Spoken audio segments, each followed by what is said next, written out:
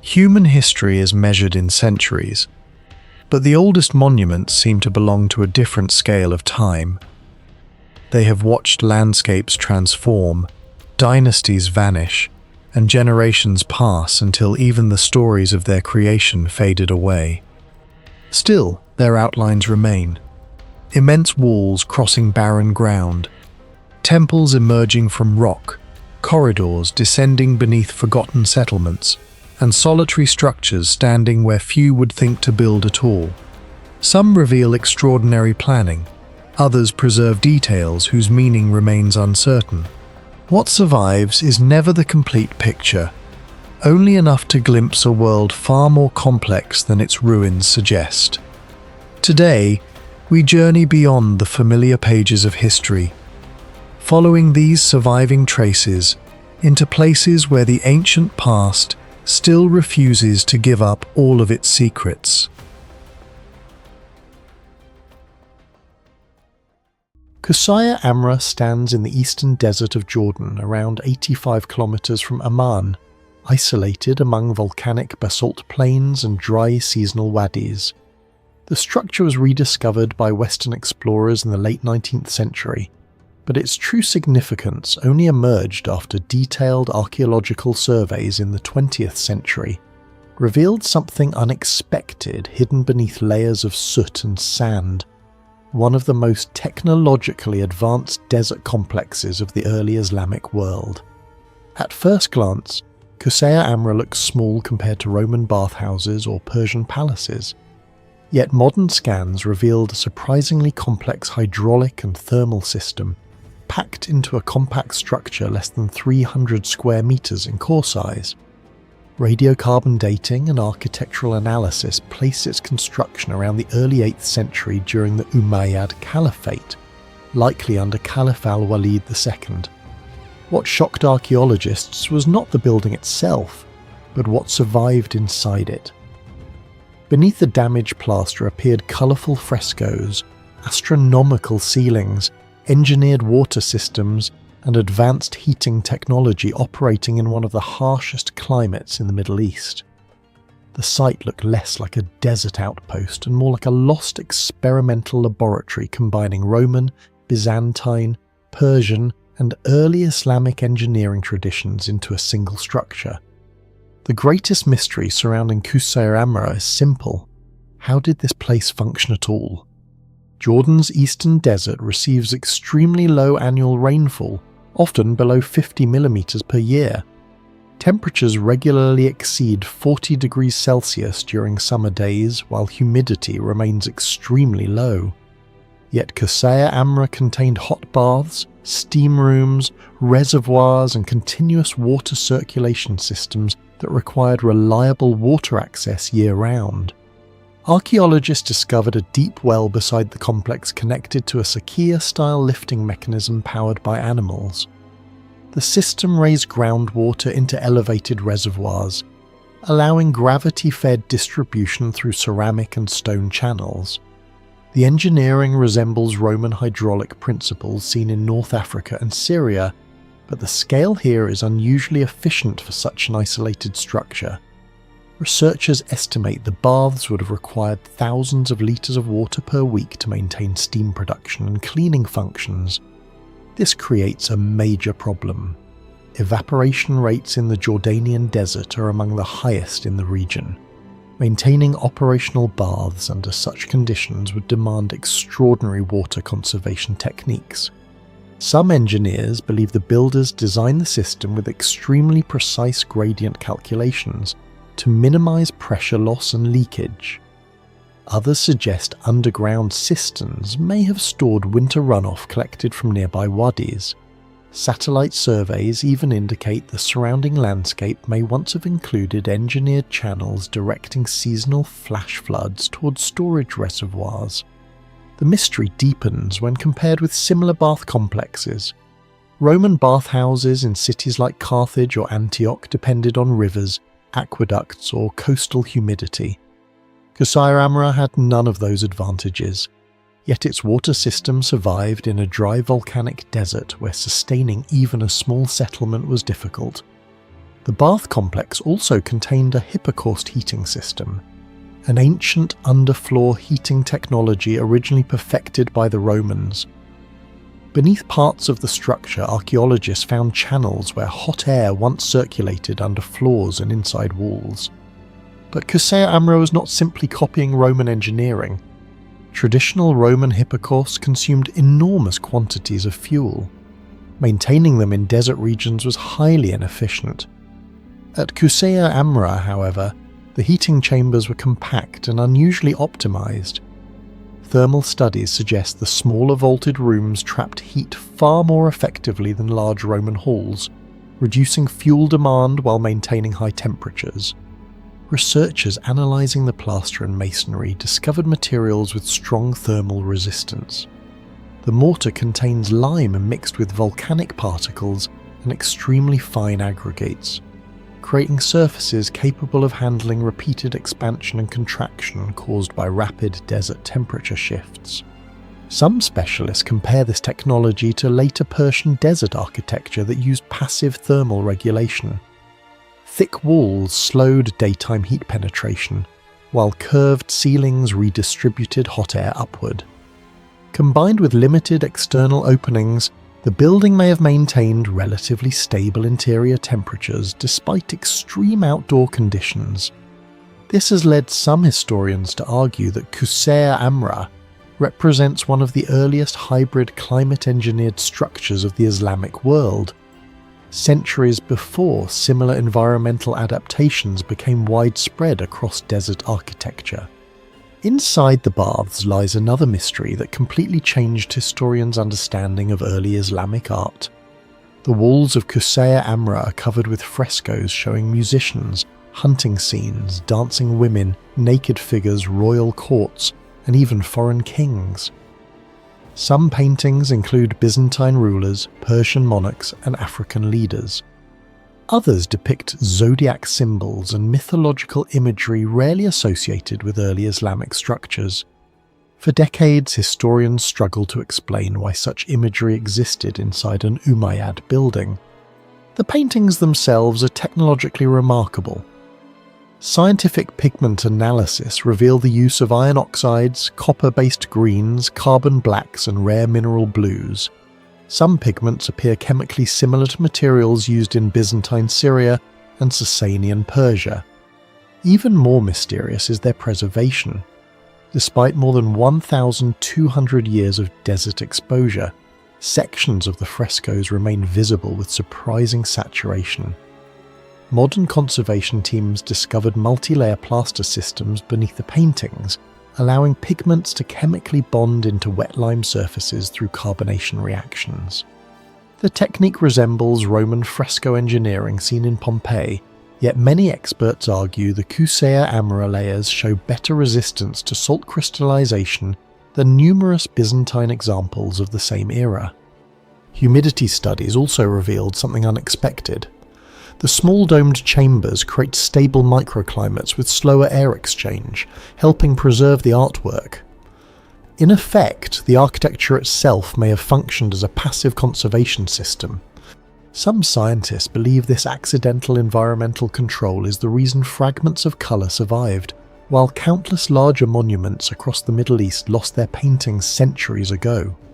The most famous chamber inside Kusea Amra contains one of the oldest surviving celestial domes in Islamic architecture.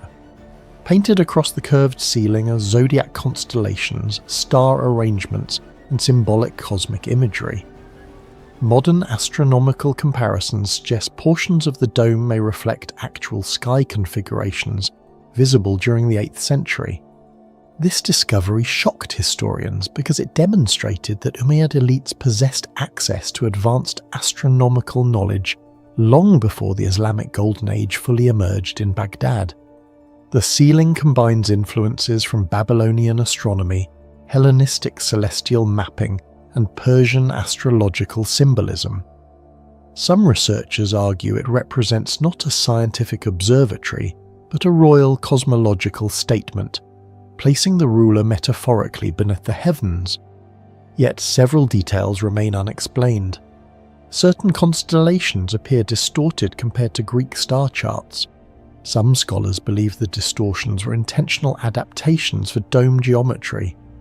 Others think the ceiling encoded astrological information connected to royal legitimacy or seasonal cycles. The location of the celestial dome above a heated bath chamber adds another layer of mystery. Similar symbolic links between purification and the cosmos existed in late Roman and Persian ritual architecture, but direct parallels remain rare. To some historians, Khuzayr Amra represents a missing bridge between ancient Mediterranean cosmology and later Islamic scientific traditions. One of the most overlooked mysteries is the structure's survival itself. Khuzayr Amra sits in a region exposed to severe thermal cycling. Day and night temperature swings in the Jordanian desert can exceed 20 degrees Celsius within hours. Over centuries, such stress normally destroys plaster and weakens masonry through expansion fractures. Yet major sections of Khuzayr Amra remain standing after more than 12 centuries.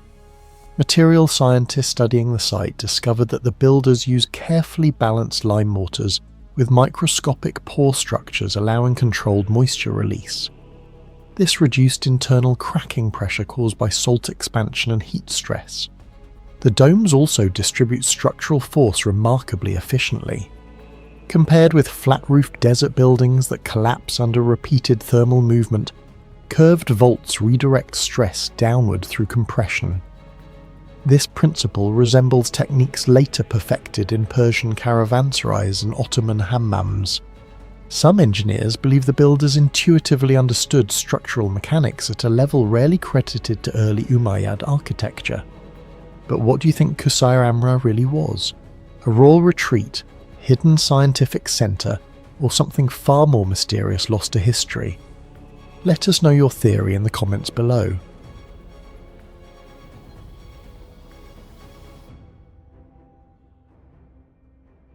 In the heart of Rome, Italy, stands a monument that most visitors see as little more than ancient stone column. Yet Trajan's column may be one of the greatest technological puzzles ever left behind by the Roman Empire. Completed in AD 113 and rising nearly 40 meters above the ground, the monument has survived almost 2,000 years of earthquakes, wars, pollution, and urban transformation. More astonishingly, it contains engineering features that continue to challenge archaeologists, architects, and historians today. The greatest mystery is not that the Romans built it. The greatest mystery is how they built it with such precision. Trajan's column was erected as part of Trajan's Forum to commemorate Rome's victory over the Dacians in modern-day Romania. Ancient sources describe the monument, but they provide remarkably little technical information about its construction. As a result, the monument itself has become the primary source of evidence, and the more closely researchers study it, the more questions emerge. The column consists of approximately 20 massive drums of Carrara marble, one of the most prized stones in the Roman world. Individual blocks are estimated to weigh between 25 and 40 tons, while some foundation elements exceed 50 tons. Carrara marble originated hundreds of kilometers away in northern Italy. Today, transporting such loads would require specialized trucks, cranes, and carefully engineered lifting systems. The Romans possessed none of these technologies, yet they somehow extracted, transported, shipped, unloaded, positioned, and assembled thousands of tons of stone with remarkable precision. Researchers believe the blocks were hauled from quarries to the coast, loaded onto ships, transported to Rome, and then moved through the city to the construction site. But the exact methods remain uncertain. Experimental archaeologists have demonstrated that moving stones of this size is possible using ropes, rollers, capstans, and human labor. However, reproducing the efficiency achieved by Roman builders remains extremely difficult. Even more remarkable is what happened once the stones arrived.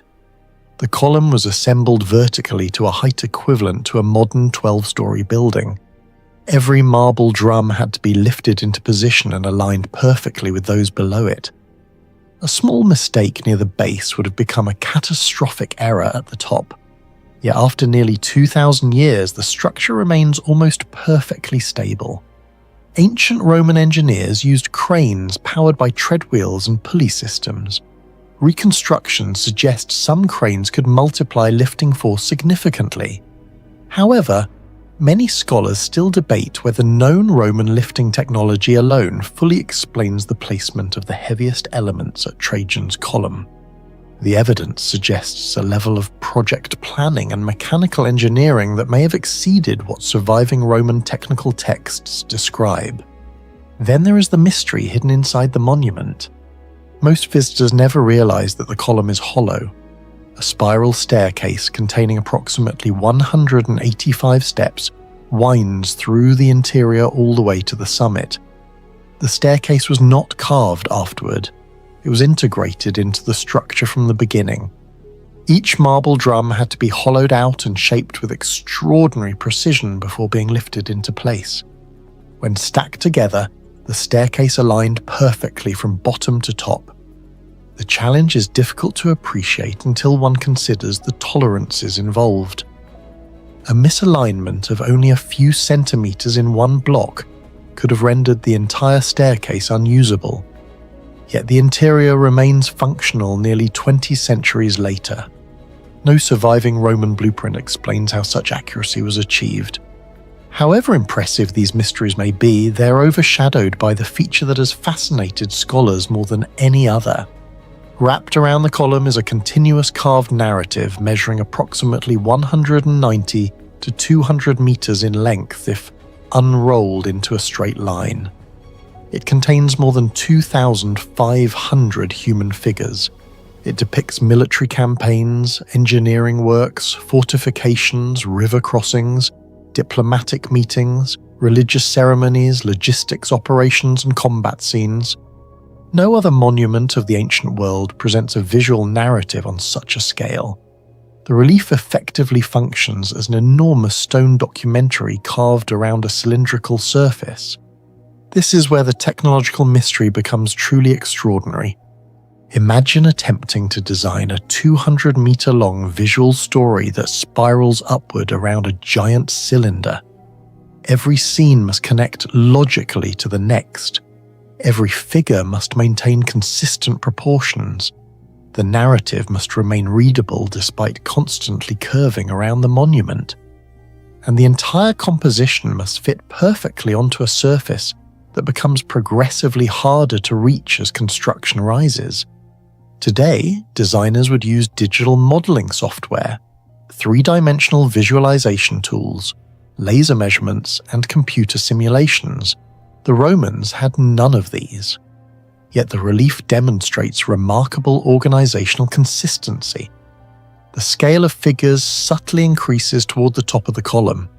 This adjustment was likely intentional. Without it, upper scenes would appear too small when viewed from the ground. This suggests Roman artists were not simply carving decorative images.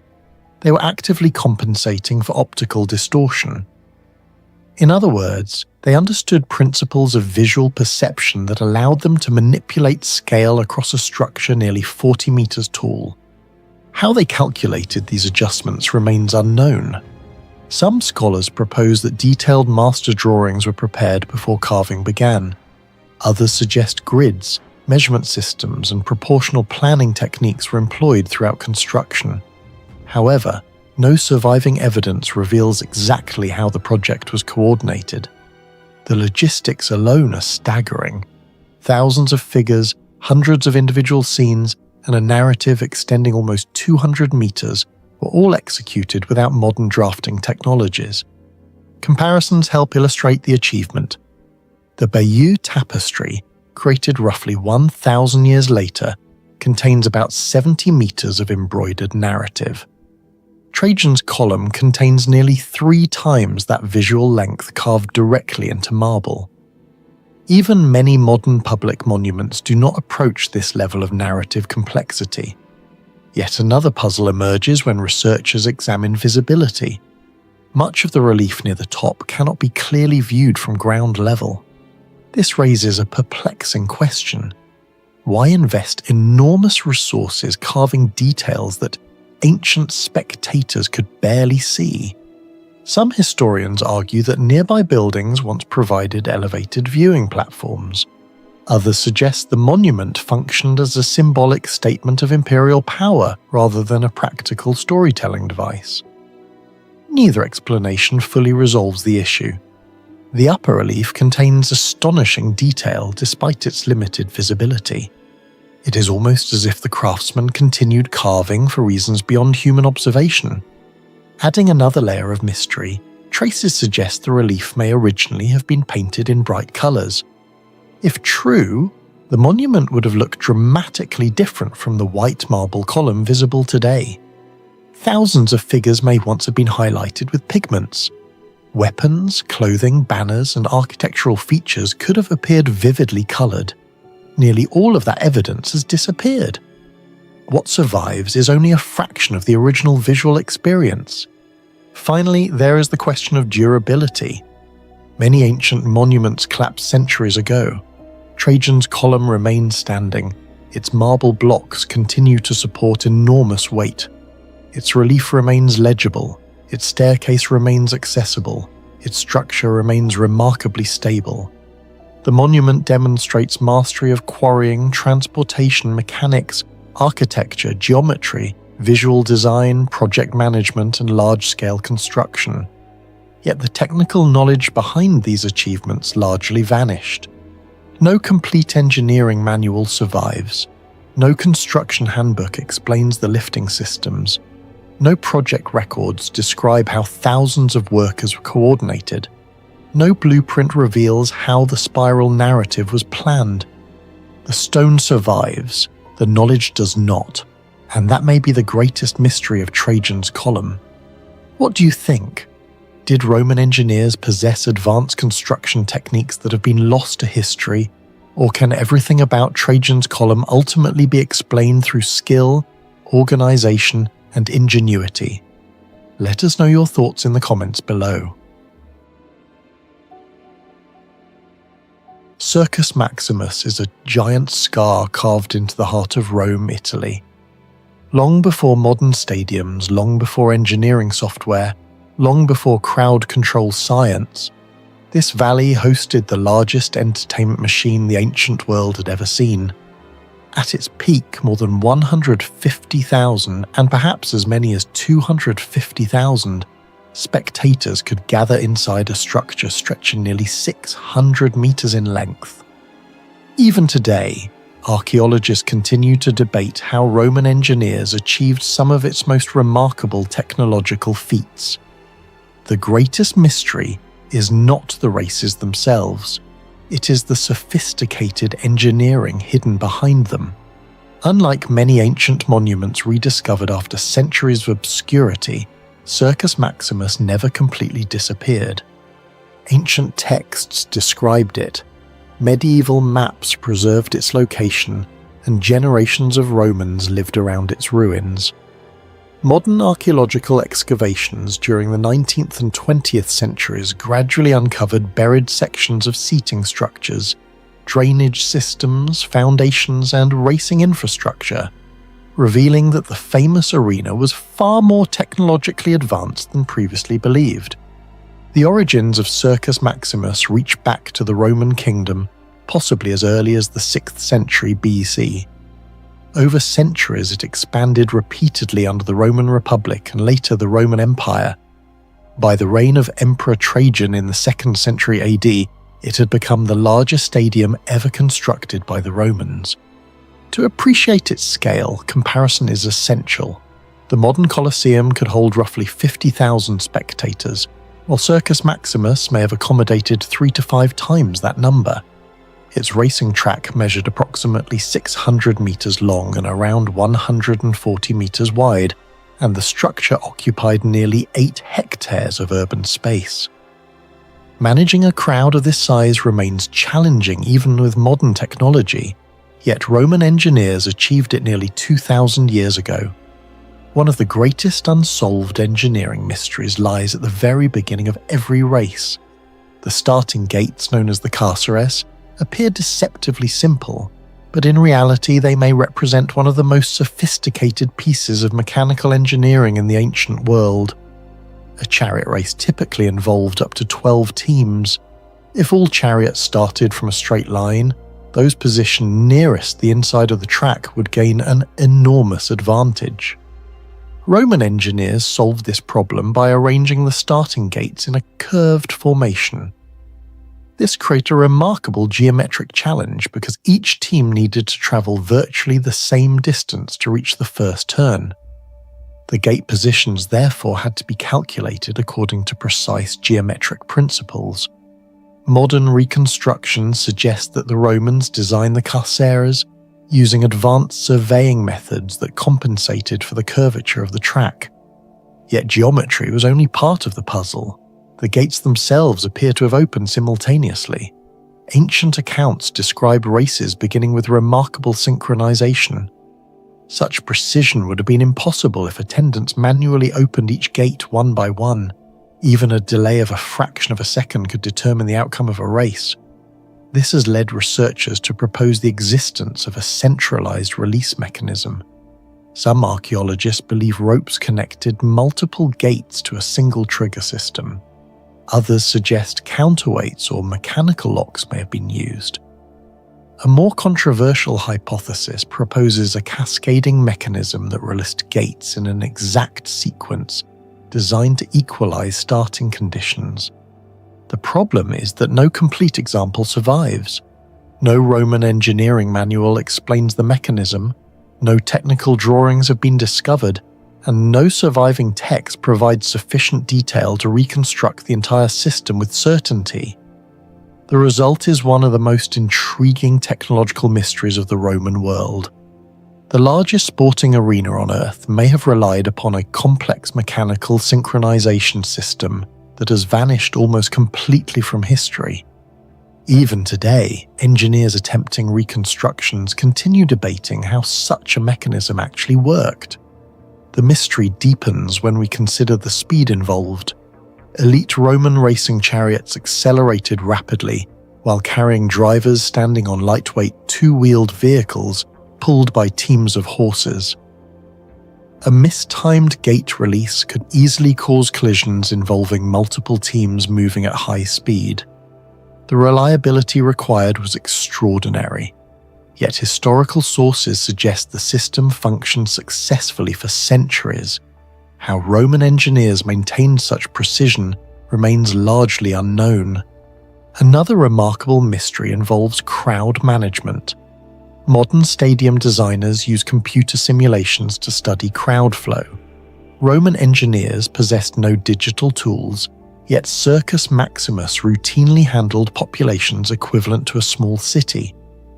Archaeological evidence reveals an intricate network of entrances, passageways, staircases, and seating sectors. These systems appear carefully organized to minimize congestion and distribute spectators efficiently. Researchers studying crowd dynamics have noted that several Roman design principles resemble concepts used in modern stadium architecture.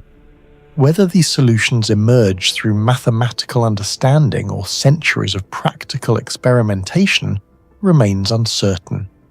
Beneath the arena lies another engineering puzzle. Circus Maximus occupied a natural valley between the Aventine and Palatine hills.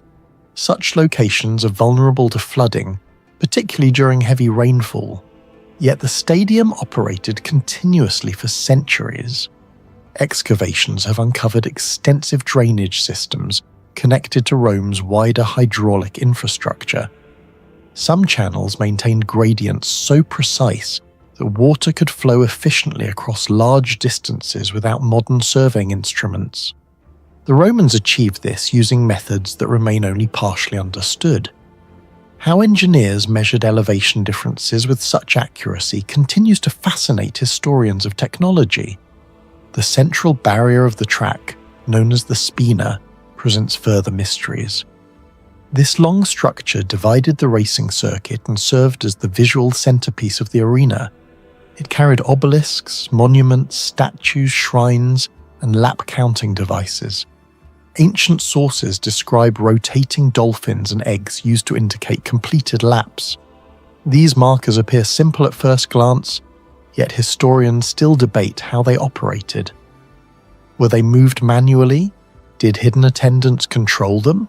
Or could some have been linked to mechanical systems beneath the structure? The lack of surviving evidence leaves the question unresolved. The spina may have functioned as one of the earliest large-scale public information displays ever created.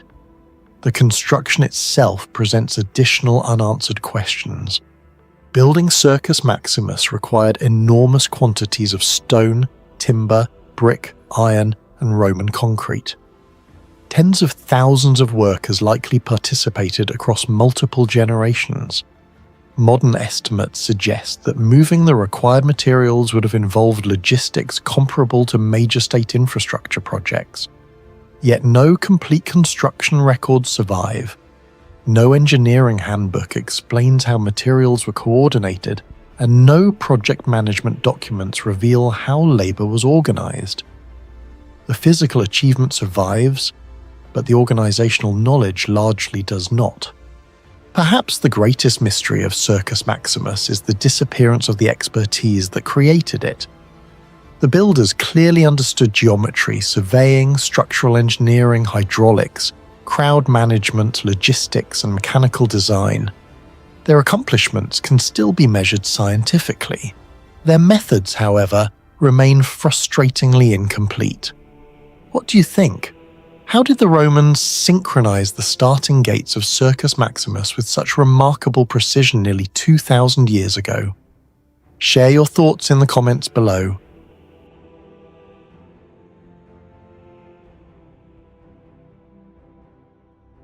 Giengola lies in the mountains of Oaxaca, Mexico, where the ruins of a forgotten Zapotec fortress city reveal military planning so advanced that some archaeologists compare parts of its defensive design to medieval strongholds built centuries later. Spread across more than 360 hectares of rugged terrain, Giengola was not simply a city, it was a machine for survival, war, and control. Built on a mountain where every path, wall, and terrace appears calculated with terrifying precision. The site was first described in colonial-era Spanish records after the Aztec Empire reportedly failed to conquer it in the late 15th century.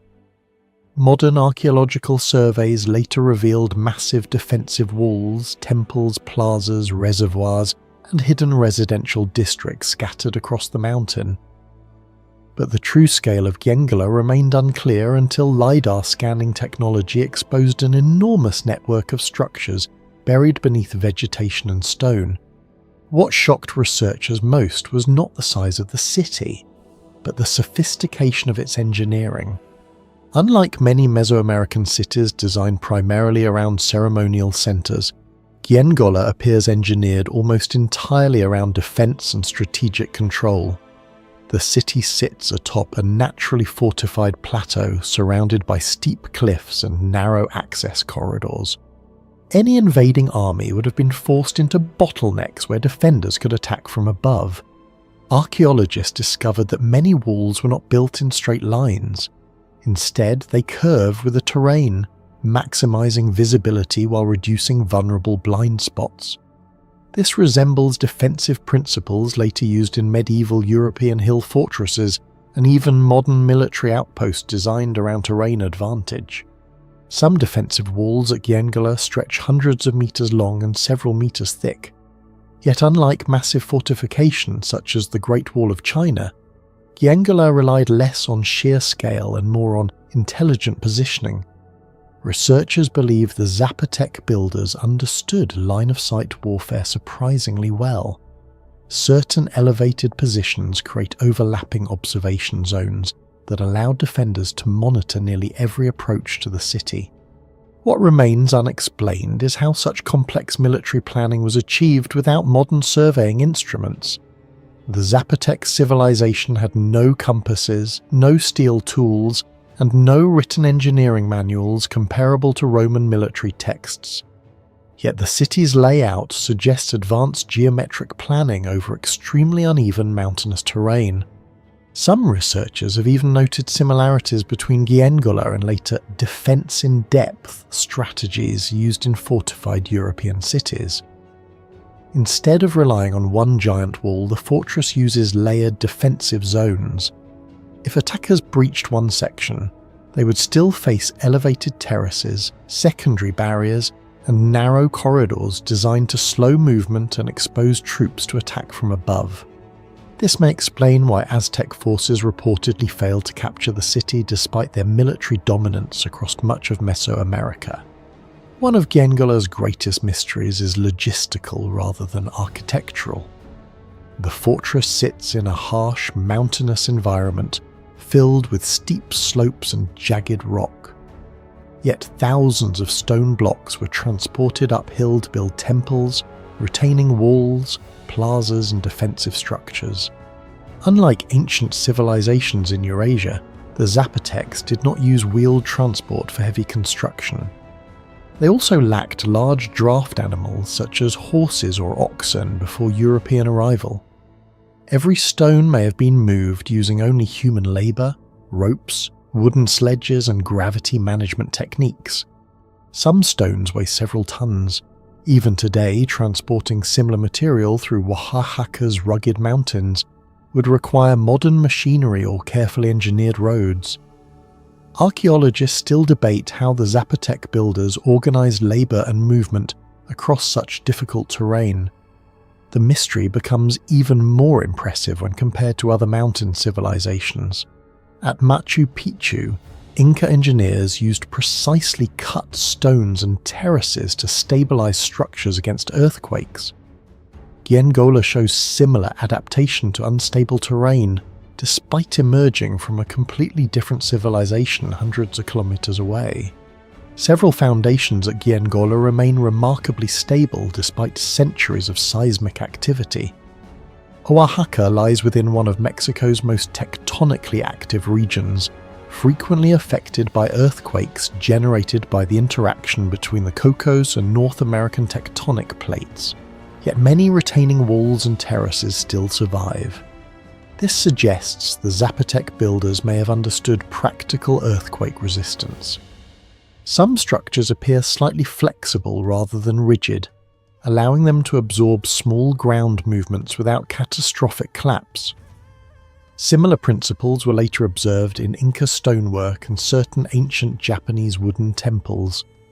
Giengola's location created another major problem: water. The fortress sits in a semi-arid region where long dry seasons can devastate settlements without reliable rivers.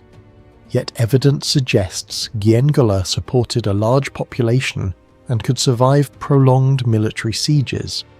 Archaeologists uncovered reservoirs, drainage channels and water collection systems integrated directly into the city's layout. Some plazas were subtly angled to redirect rainwater towards storage basins. Even small elevation differences appear intentionally designed to maximize water capture efficiency. Researchers estimate that seasonal rainfall harvesting may have provided enough stored water to sustain thousands of inhabitants during dry months.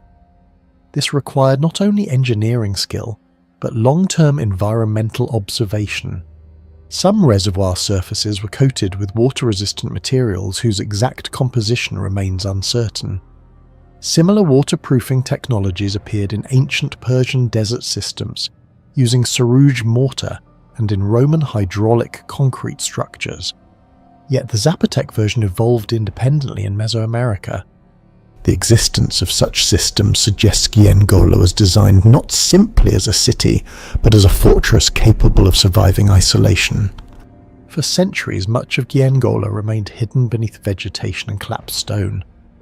Explorers only saw fragments of walls and temples scattered across the mountainside. That changed when archaeologists began using LiDAR, light detection and ranging, technology. By firing laser pulses from aircraft through dense vegetation, researchers created high-resolution maps of the terrain beneath the forest canopy.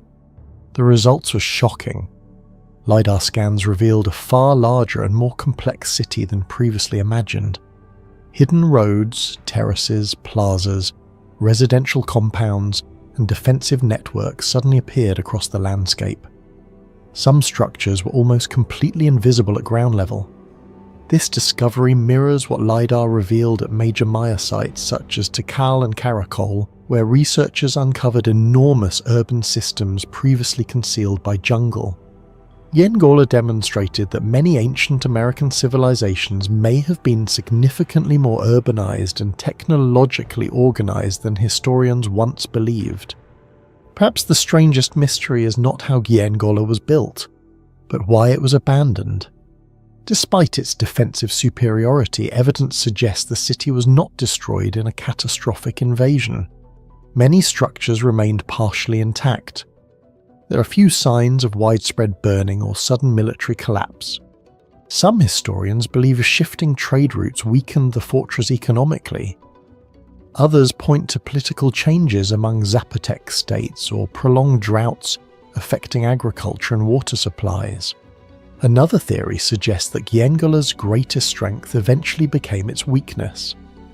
A fortress isolated high in the mountains could defend itself from enemies, but isolation also limited trade, expansion, and adaptation as the political landscape of Mesoamerica changed.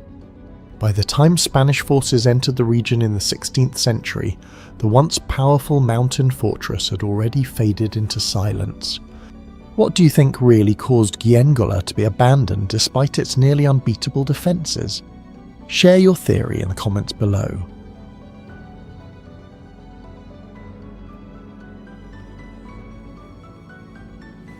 Far from the famous capitals of the ancient world, Kibera lies hidden among the mountains of southwestern Turkey, a city that should not have possessed the level of engineering buried beneath its ruins: earthquake-resistant structures, advanced hydraulic systems, acoustic architecture with near-perfect sound transmission, and at the centre of it all, a mosaic floor so durable that even after nearly 2,000 years of earthquakes, moisture and collapse, its colours remain almost untouched.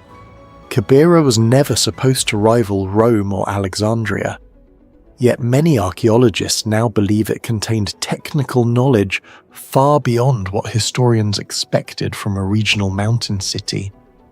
The ruins of Kibera sit near the modern town of Golhisar in southwestern Turkey, at an elevation of nearly 1,000 metres above sea level.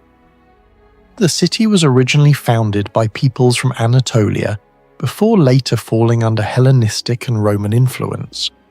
Ancient records describe Kibera as a powerful regional centre, known for horse breeding, ironworking and military organisation. But for centuries, much of the city disappeared beneath soil, vegetation and earthquake debris. Modern excavations accelerated in the early 21st century, revealing massive public buildings, stadiums, baths, underground infrastructure, and one of the most mysterious mosaics ever discovered in Anatolia. One of the first puzzles archaeologists noticed was the city's unusual survival pattern against seismic destruction. Kibera lies close to active fault systems within Anatolia, one of the most earthquake-prone regions on Earth. Modern Turkey experiences thousands of measurable tremors every year, and destructive earthquakes have repeatedly devastated nearby cities throughout history. Yet, many structural elements in Kibera remained standing long after neighbouring settlements collapsed completely. Researchers discovered that several buildings contained forms of flexible masonry rarely associated with provincial Roman cities. Stone blocks were connected using precision-cut joints capable of slightly shifting during seismic movement rather than cracking instantly under pressure. Some columns appear to contain internal metal connectors functioning similarly to primitive reinforcement systems. The engineering resembles concepts seen in later Byzantine and even modern earthquake-resistant construction. Unlike rigid structures that fail catastrophically under lateral shaking, flexible systems distribute seismic energy across multiple joints. Modern structural engineers comparing Kibera's remains with standard Roman masonry noted that certain buildings display unusually advanced stress distribution characteristics. The city may have developed construction methods through generations of observing repeated earthquake damage and adapting accordingly. What makes this mysterious is that no surviving written technical manual describes such techniques in detail. The stadium and theatre of Kibera present another anomaly. The city possesses one of the best preserved ancient stadium complexes in Anatolia, capable of seating thousands of spectators. Yet what truly surprises researchers is the acoustic performance. Modern sound tests conducted within portions of the surviving structure demonstrated that voices spoken near the centre can still be heard clearly dozens of meters away without amplification. This level of sound transmission usually requires carefully calculated geometry, reflective surfaces, and precise curvature. Ancient Greek theatres such as Epidaurus are famous for extraordinary acoustics, but Kibera's stadium was not expected to perform at a comparable level because of its different structural layout. Researchers found that the angle of seating rows, spacing between stone surfaces, and mineral composition of the limestone may have unintentionally or deliberately enhanced sound resonance. Some acoustic specialists believe the stone itself plays a role. Certain dense mineral concentrations reflect mid-frequency human vocal ranges particularly efficiently. Whether the builders understood acoustic mathematics formally remains unknown, but the result suggests sophisticated empirical knowledge accumulated through experimentation. However, the greatest mystery inside Kibera is not hidden in its walls or stadiums. It lies beneath the floor of a ceremonial structure where archaeologists uncovered the famous Medusa mosaic. At first glance, it appears simply beautiful, a detailed depiction of Medusa surrounded by intricate geometric patterns crafted from thousands of tiny coloured stone pieces known as tesserae. But scientific analysis revealed something far more astonishing. The mosaic should not have survived in such condition.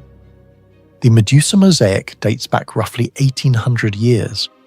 During that time, the region experienced severe earthquakes, seasonal flooding, temperature fluctuations, and structural collapse. Under normal circumstances, mosaics fracture, separate, discolor, or warp after centuries of pressure and moisture infiltration. Many Roman mosaics discovered across the Mediterranean survive only in fragments, yet the Kibera Medusa remained remarkably intact, preserving sharp detail and vivid coloration almost unprecedented for its age. Archaeologists began investigating not only the artwork itself, but the engineering hidden underneath it. Beneath the visible tesserae lies a complex multi-layer foundation system. Roman mosaics commonly used layered foundations, but Kibera's version appears unusually sophisticated. The lower layers contain compacted stone, lime mortar, and finely distributed aggregate designed to absorb stress and distribute weight evenly across the surface. Instead of behaving like a rigid slab, the foundation functioned more like a semi-flexible platform capable of handling subtle ground movement. Laboratory analysis of mortar samples revealed highly durable mineral combinations, possibly including volcanic ash components similar to pozzolanic materials used in Roman marine concrete. Pozzolanic reactions create crystalline bonding structures that strengthen over time when exposed to moisture. Modern scientists studying ancient Roman concrete have discovered that some mixtures continue chemically evolving for centuries, allowing them to resist cracking better than many modern materials. Kibera's mosaic foundation may have relied on similar principles. The tesserae themselves present another technical puzzle. Many were cut with extraordinary precision despite their tiny size. Some measure only a few millimeters across, yet maintained consistent geometry and alignment across large curved patterns. This required not only skilled craftsmanship but advanced planning. Any slight deviation in angle or spacing would distort the image dramatically. Creating the Medusa face alone likely required tens of thousands of individually shaped pieces. Even more mysterious is the preservation of colour. Pigments in ancient mosaics often fade due to oxidation, mineral reactions, or water damage. Yet many colours within the Medusa mosaic remain unusually vivid. Researchers believe the mineral composition of the stones may have contributed to long-term stability. Certain naturally coloured stones resist ultraviolet degradation and chemical erosion far better than artificial pigments. However, transporting and selecting such materials would have required access to extensive trade networks and deep material knowledge. Some engineers comparing Kibera's mosaic system to modern flooring technology noted similarities with layered, anti-fracture foundations used today in seismic zones.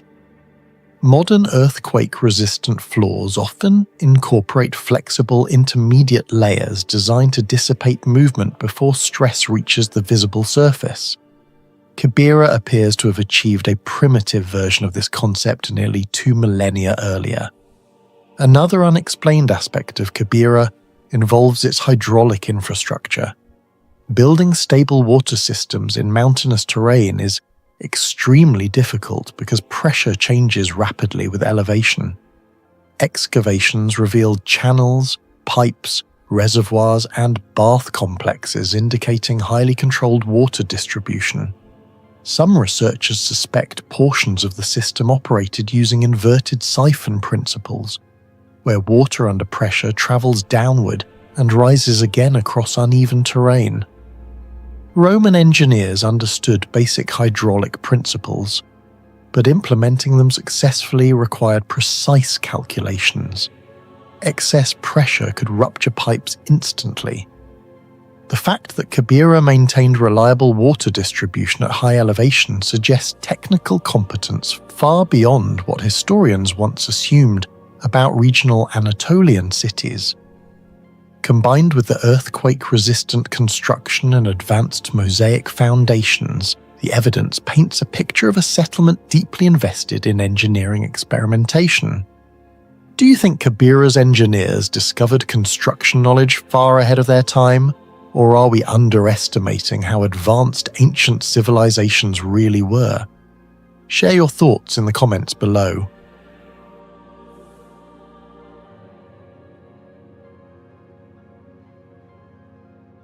In the remote village region of Jharkhand, eastern India, Maluti temples should not still exist.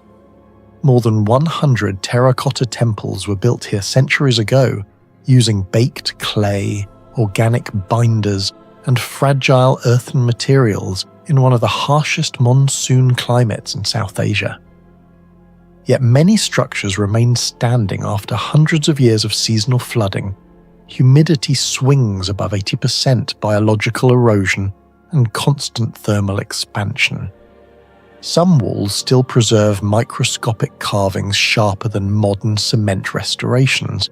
Even stranger, parts of the original surface coatings repel moisture more effectively than many modern conservation materials. Archaeologists call Maluti one of eastern India's greatest forgotten temple complexes. Engineers quietly see something more disturbing: evidence of construction knowledge that was never fully documented, then seemingly disappeared.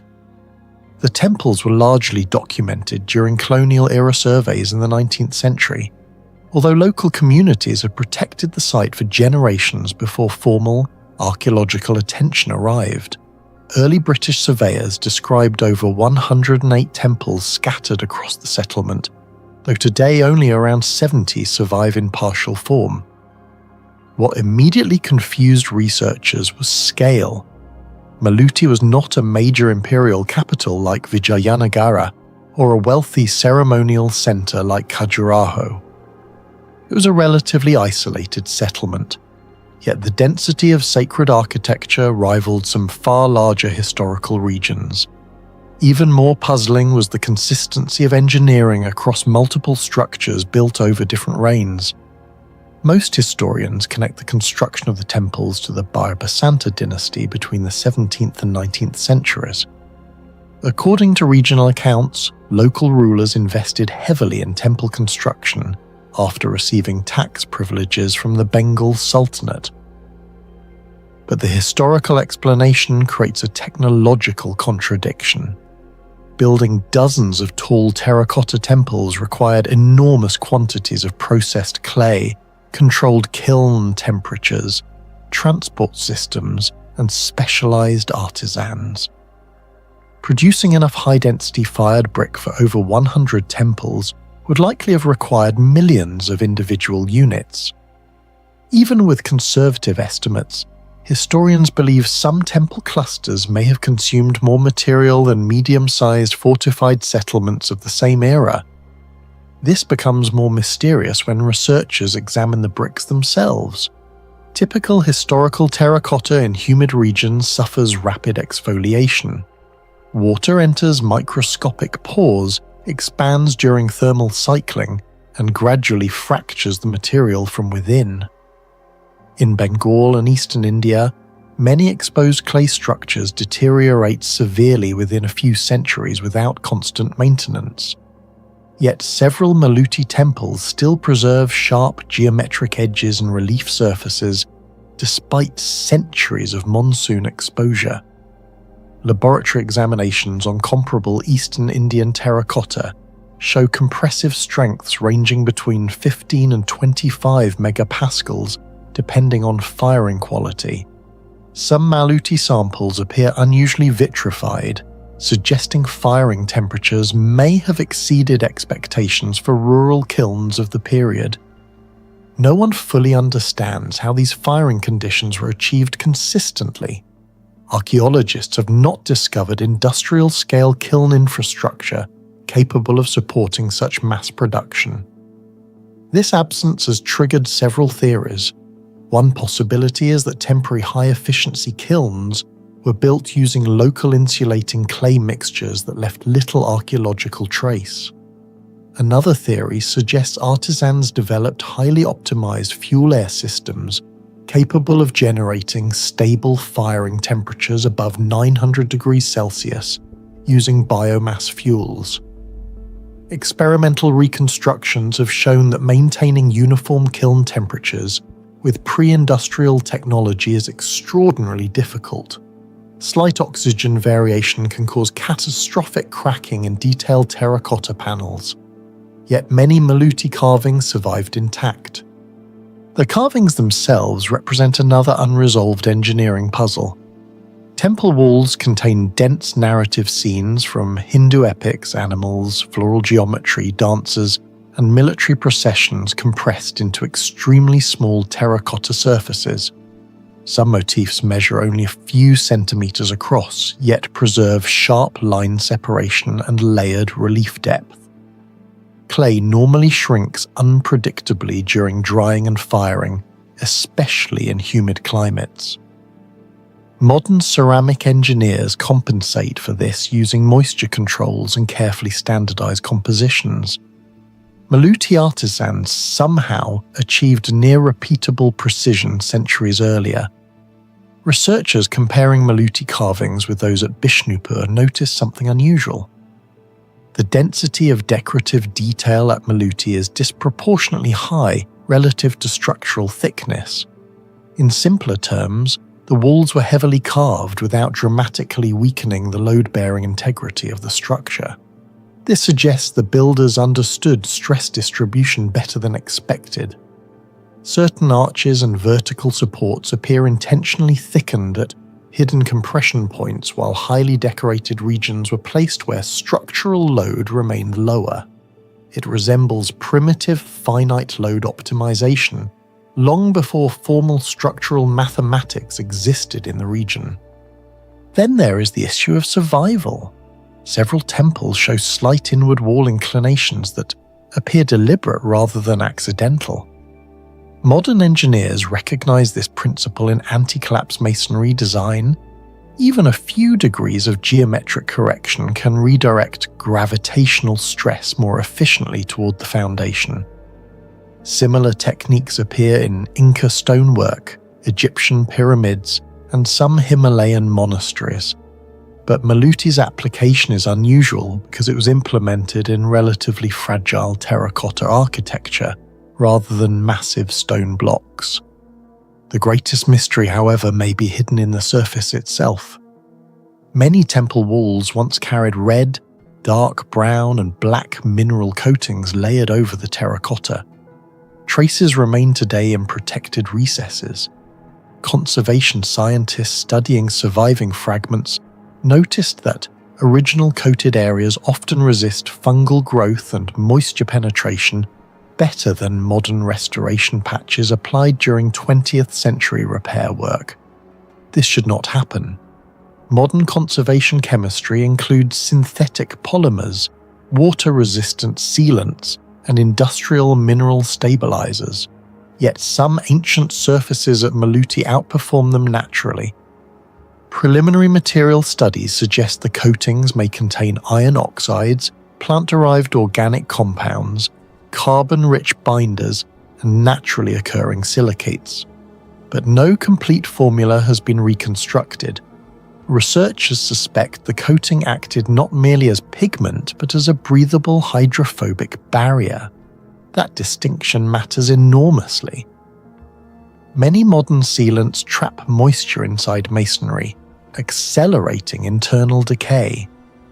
Maluti's ancient coating appears to have done the opposite, reducing water penetration while still allowing vapor exchange. This is an engineering problem modern conservation still struggles with. In heritage preservation, one of the hardest challenges is balancing waterproofing with breathability. Cement coatings often suffocate historical brick structures. Polymer films crack under thermal expansion. Silicone treatments degrade under ultraviolet radiation over decades. Yet some Maluti surfaces survived monsoon cycles for centuries with minimal delamination. Scientists comparing weathering rates observed that untreated restoration zones often deteriorated faster than adjacent original material. In some locations, lichen growth spreads aggressively over modern repairs while partially avoiding ancient coated sections. One theory proposes that artisans used organic oils combined with iron-rich minerals and ultrafine clay particles fired into the outer surface during late-stage heating. Another hypothesis suggests plant resins acted as microscopic water barriers. Experimental recreations using natural lac resin and ferric compounds have produced semi-hydrophobic coatings with surprising durability, though none fully match the surviving Maluti samples. The exact ratio, preparation temperature, and curing process remain unknown. There is also evidence the coating may have had thermal functions. Dark mineral layers absorb and release heat differently than raw clay. Some researchers speculate the surface treatment reduced expansion stress during rapid temperature shifts between intense sunlight and monsoon cooling. If true, the coating was not decorative alone.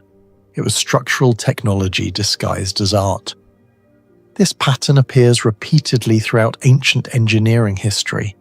Roman marine concrete used volcanic ash chemistry modern scientists only fully understood recently. Damascus steel displayed nanostructures centuries before electron microscopy. Maya pigments survived tropical humidity through molecular stabilization mechanisms involving clay and organic dye bonding. Maluti may represent another forgotten branch of material science hidden inside religious architecture. Do you think the lost coating technology of Maluti was simply forgotten over time? Or was it part of much deeper engineering knowledge we still don't fully understand? Share your thoughts in the comments below. Zalisa, Central Malawi. Scattered across a quiet landscape are the remains of an ancient community that left behind no monumental pyramids, no giant stone temples, and no written records, Yet hidden beneath the soil lies evidence of a technological achievement that continues to puzzle archaeologists: ancient furnaces, thousands of kilograms of slag, and signs of iron production sophisticated enough to challenge assumptions about pre-industrial engineering. The greatest mystery is simple. How did the people of Zalisa master one of the most difficult technologies of the ancient world without any known scientific instruments? Archaeological investigations at Zalisa revealed settlement remains, pottery, ironworking debris, furnace fragments, and large accumulations of slag. These discoveries showed that Zalisa was not merely a farming village.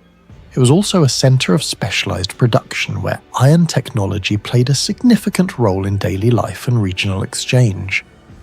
But every discovery created new questions. The more archaeologists learned about Zalisa, the more mysterious its technology became. Of all Zalisa's technological puzzles, none is more fascinating than its iron production. Today, producing iron requires carefully controlled industrial systems. Modern blast furnaces rely on precise measurements of temperature, airflow, fuel ratios, and chemical composition. Ancient ironworkers possessed none of these tools, yet they somehow achieved results that required remarkable engineering skill. To transform iron ore into usable metal, furnace temperatures typically must exceed 1,100 degrees Celsius and often approach 1,200 degrees Celsius. At such temperatures, every variable becomes critical. A slight reduction in airflow can dramatically lower furnace efficiency. Too much oxygen can damage the process. Poor charcoal quality can prevent the necessary temperatures from ever being reached. Modern experimental archaeologists attempting to recreate ancient iron production frequently discover that success is far from guaranteed. Even when researchers possess complete knowledge of metallurgy, reproducing ancient smelting techniques often requires multiple failed attempts. This makes Zalisa especially intriguing. The people who operated these furnaces had no thermometers, no chemistry textbooks, no engineering diagrams, and no mathematical models. Yet the surviving slag demonstrates that their furnaces worked, and they worked repeatedly. The volume of waste material found at ancient African ironworking sites often indicates production on a scale far beyond occasional household use. Some regions of sub-Saharan Africa produced thousands of tons of iron over centuries, requiring sustained technical expertise across generations. The question is not whether they could make iron. The evidence proves they could. The mystery is how they learned to do it so consistently. How many centuries of experimentation were required? How many failures preceded success? And how much of that knowledge vanished when the furnaces fell silent? The furnace remains found throughout southern and eastern Africa have revealed something unexpected.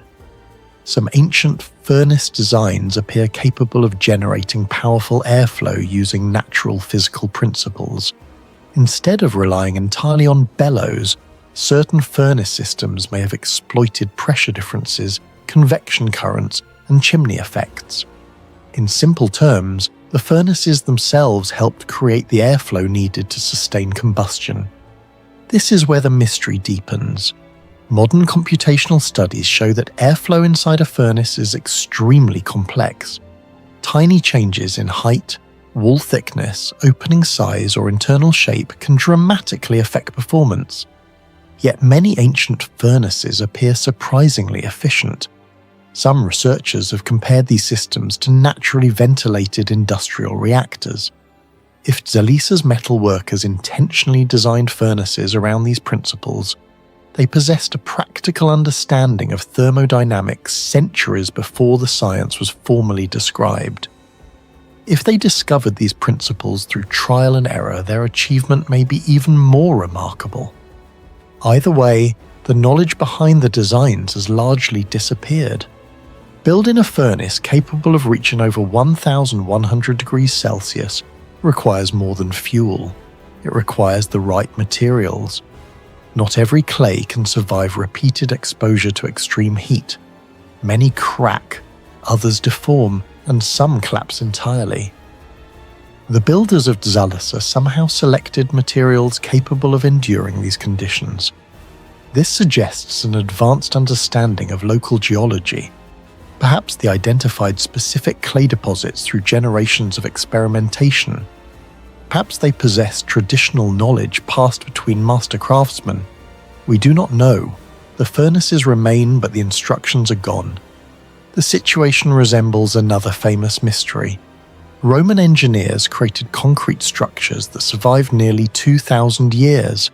Modern scientists only recently began understanding some of the chemical processes responsible for that durability.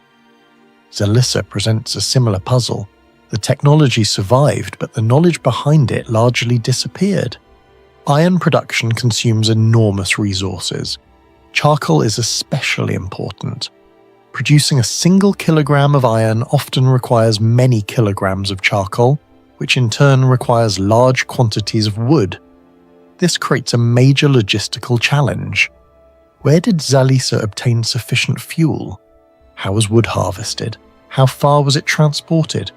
How are ore sources identified and exploited? Archaeological evidence can reveal the existence of iron production, but reconstructing the entire supply chain is much harder. The more iron produced, the more complex the organization required. Workers had to gather ore, others produced charcoal, furnaces required construction and maintenance, finished metal needed distribution. All of this suggests a level of social coordination that remains only partially understood. Artifacts recovered from Zalisa show recurring patterns in manufacturing. Pottery styles remain surprisingly consistent. Metalworking techniques appear standardized. This may seem insignificant. In reality, consistency is often evidence of sophisticated knowledge transfer. Modern factories use manuals, measurements, and quality control systems. Ancient communities relied on entirely different methods.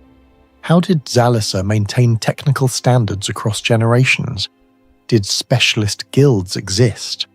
Were apprentices trained through highly structured systems? Did certain families control metallurgical knowledge? Archaeology offers clues, but few definitive answers.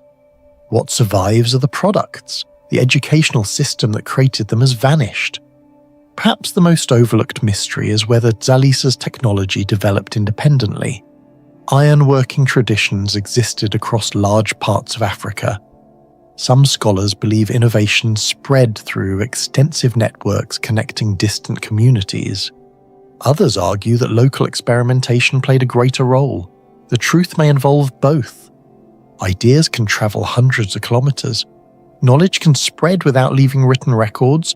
A furnace design perfected in one region might gradually appear in another. If this happened, Zalisa was not merely a settlement. It was part of a much larger technological landscape stretching across ancient Africa. Unfortunately, the routes through which knowledge travelled remain largely invisible.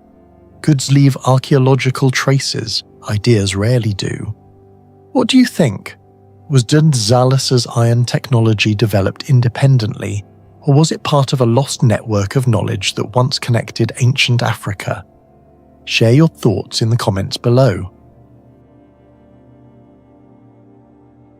On the west bank of the Nile near modern Luxor stands Medinet Habu, a massive temple complex built under Ramesses III around 1180 BC that still carries vivid colours, towering walls and battle records after more than 3,000 years. In many places, the paint looks younger than medieval art. The walls still stand despite earthquakes, floods, salt erosion and extreme desert heat. And some engineers believe parts of its construction techniques were centuries ahead of their time. The site was first systematically documented by early European explorers in the 19th century, but large-scale excavations accelerated during the Oriental Institute expeditions from the University of Chicago beginning in the 1920s.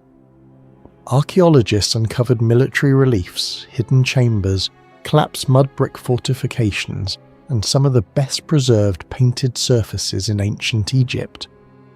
What shocked researchers most was not just the scale of the complex, but how unusually well many of its materials survived.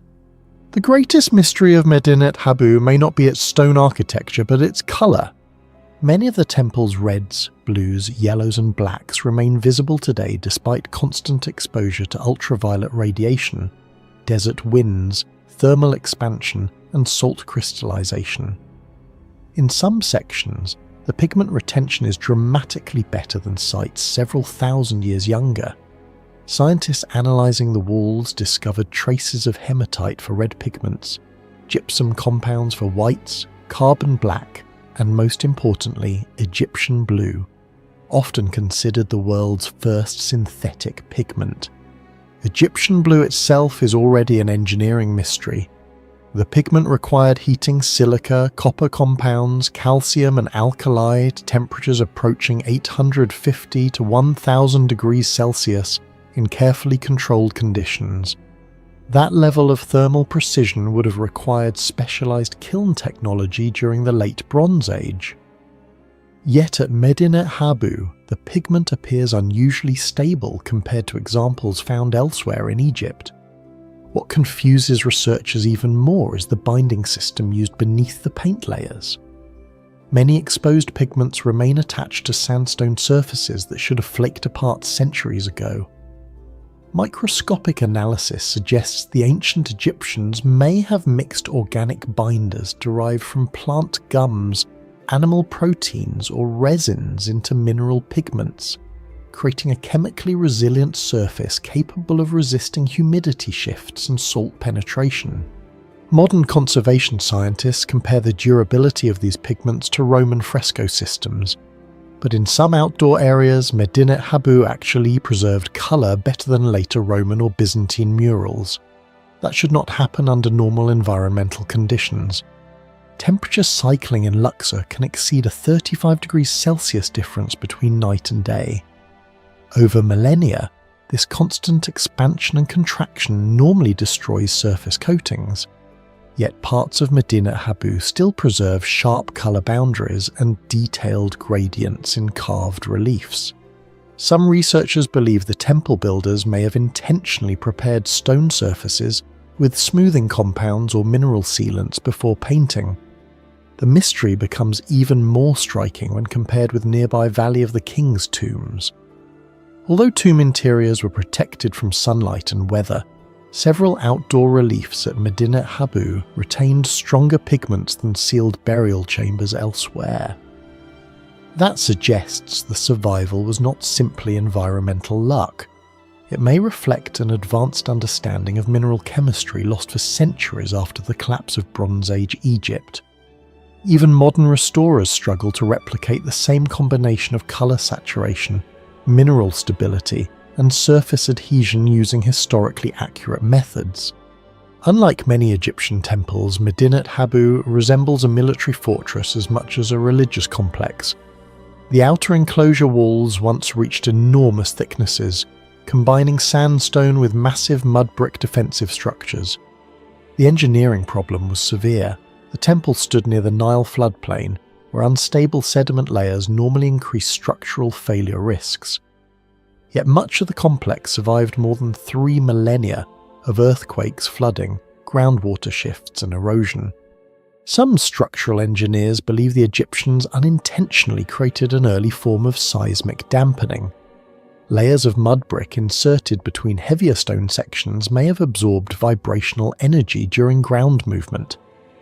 Mud brick, despite appearing weak, can behave surprisingly well under lateral stress because it flexes slightly rather than cracking instantly like rigid stone. This principle resembles earthquake-resistant systems later seen at Machu Picchu, where stone blocks shift slightly during seismic activity instead of collapsing. Though separated by oceans and thousands of years, both civilizations may have discovered similar survival principles through experimentation. The walls also show evidence of carefully controlled load distribution. Some joints between stones were not completely rigid, allowing tiny expansions during thermal stress. that reduce catastrophic cracking over long time periods. Modern restoration teams have noted that some ancient wall segments remained more stable than later reconstruction attempts using modern cement. The relief carvings at Medinet Habu cover enormous surfaces with astonishing consistency. Battle scenes, hieroglyphs, ritual processions, and military records extend across walls with remarkable depth control and symmetry. Archaeologists estimate that producing such large quantities of detailed carving using ordinary bronze chisels would have required massive labour forces working continuously for decades. Yet many lines remain extraordinarily sharp even under magnification. Ancient Egyptian craftsmen likely used quartz sand as an abrasive cutting material. Quartz ranks around 7 on the Mohs hardness scale, significantly harder than copper and bronze tools themselves. Combined with water and repetitive grinding, the sand effectively became the real cutting instrument. What remains mysterious is the efficiency. Some carvings maintain near identical depth across long surfaces, suggesting standardized techniques or measurement systems. Researchers have also found evidence that grids and proportional guides were applied before carving, allowing teams to reproduce highly accurate imagery across large areas. Compared to reliefs at Karnak Temple Complex, parts of Medinet Habu appear unusually crisp despite centuries of exposure. Wind-driven desert sand normally erodes sandstone rapidly, yet some carved recesses preserved edges with surprising clarity. Several acoustics researchers have suggested that parts of Medinet Habu unintentionally, or intentionally, amplified ritual sound. Voices spoken inside certain halls carry farther than expected, while narrow corridors create focused echoes and resonance effects. The arrangement of stone columns, enclosed courtyards, and high walls may have manipulated sound propagation in ways ancient worshippers interpreted as supernatural. The phenomenon resembles acoustic effects later observed at Temple of Kukulkan, where echoes mimic bird calls, or the near-perfect speech clarity of the Greek theatre at Epidaurus. Whether Egyptian architects scientifically understood acoustic reflection remains unknown, but repeated architectural patterns across ancient ceremonial sites suggest civilizations may have learned through experimentation how geometry alters human perception. Medinet Habu preserves one of history's most important records of the mysterious Sea Peoples, groups associated with the collapse of multiple Bronze Age civilizations around 1177 BC. The reliefs depict naval warfare, foreign weapons, ox-drawn carts, feathered helmets, and large-scale migration scenes with remarkable detail. These carvings are among the few surviving visual documents from one of the ancient world's greatest systemic collapses. Around this same period, the Mycenaean kingdoms declined, the Hittite Empire vanished, and trade systems across the eastern Mediterranean fragmented. Climate studies from sediment cores and pollen analysis suggest prolonged droughts may have destabilized agriculture across the region. Some historians believe the Sea Peoples were not a single civilization, but desperate coalitions of displaced migrants, raiders, and collapsing populations driven by famine and climate stress. If true, Medinet Habu may preserve visual evidence of one of humanity's earliest large-scale climate refugee crises. The inscriptions of Ramesses III claim Egypt survived these invasions, but economically, Egypt itself weakened significantly afterward. Within generations, the new kingdom entered decline. What do you think is the biggest mystery of Medinet Habu? The undying paint, the ancient engineering, or the lost material science behind its survival? Share your thoughts in the comments below.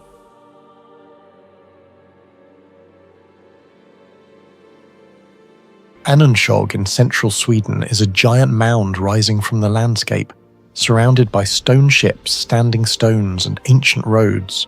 For more than 1,000 years it has dominated the horizon. But the greatest mystery is not its size. It is how its builders chose this exact location with astonishing precision long before modern surveying existed. Located near Västerås in Sweden, and UnSolved has been known for centuries. Archaeological investigations conducted throughout the 19th and 20th centuries reveal that the site is not simply a burial mound.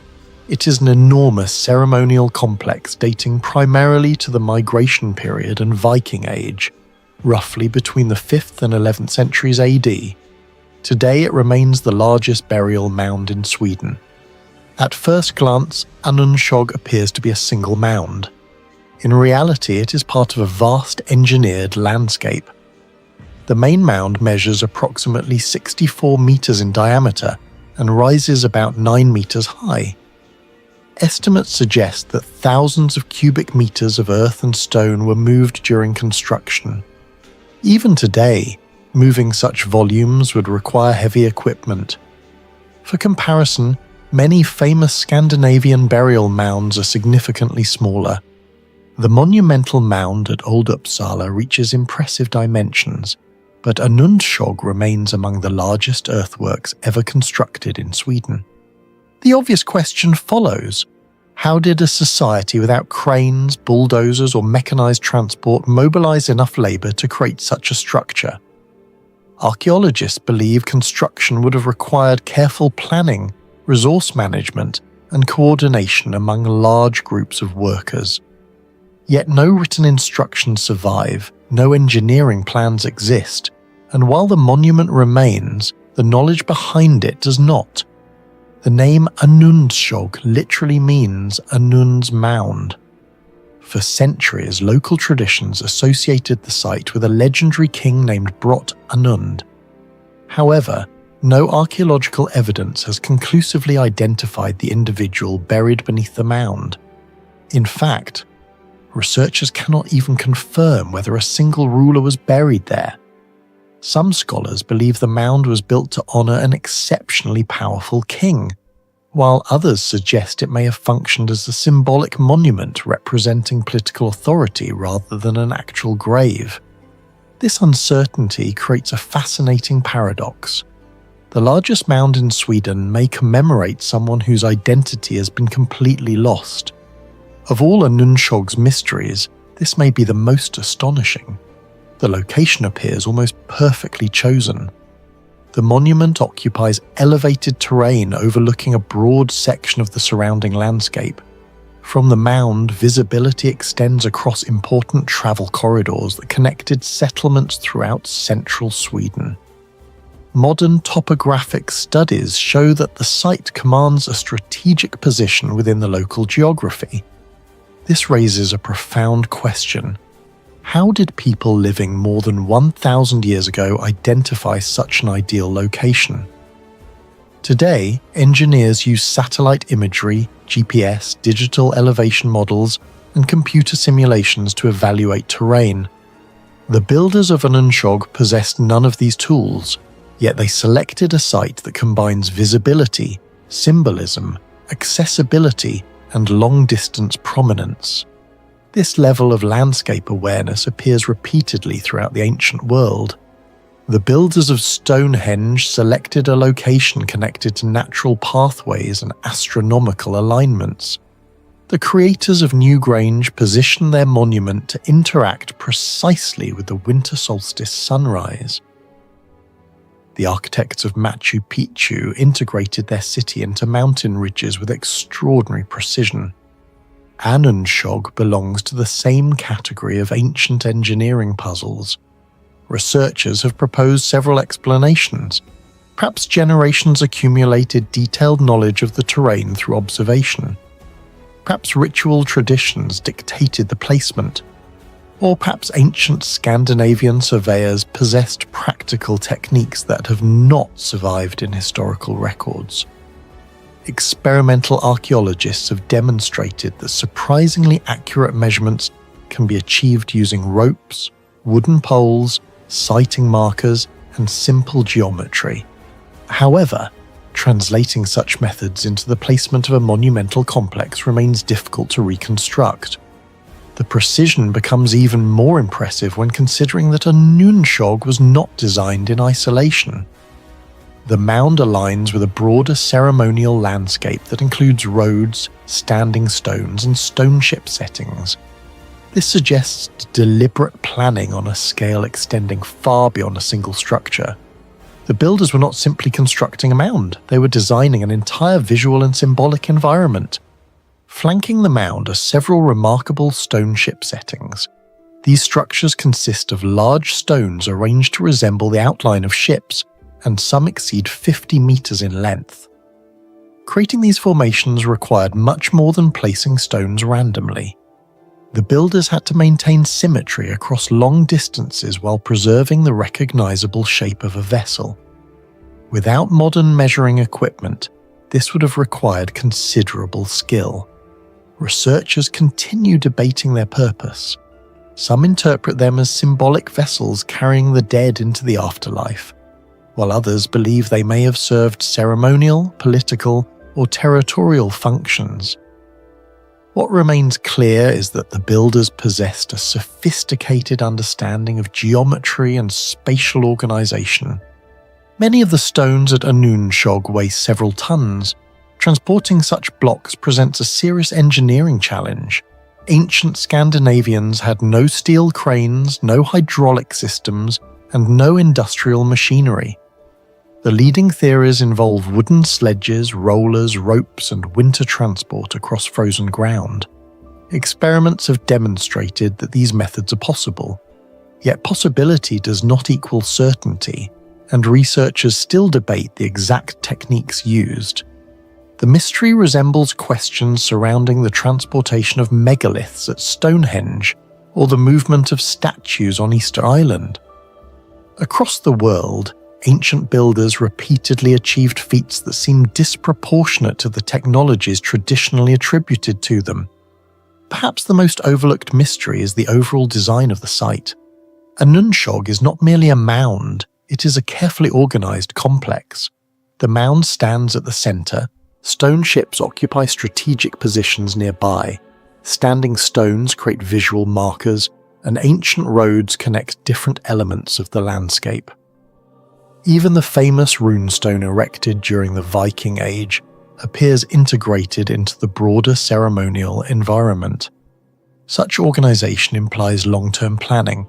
It suggests that generations may have contributed to a shared vision extending across centuries.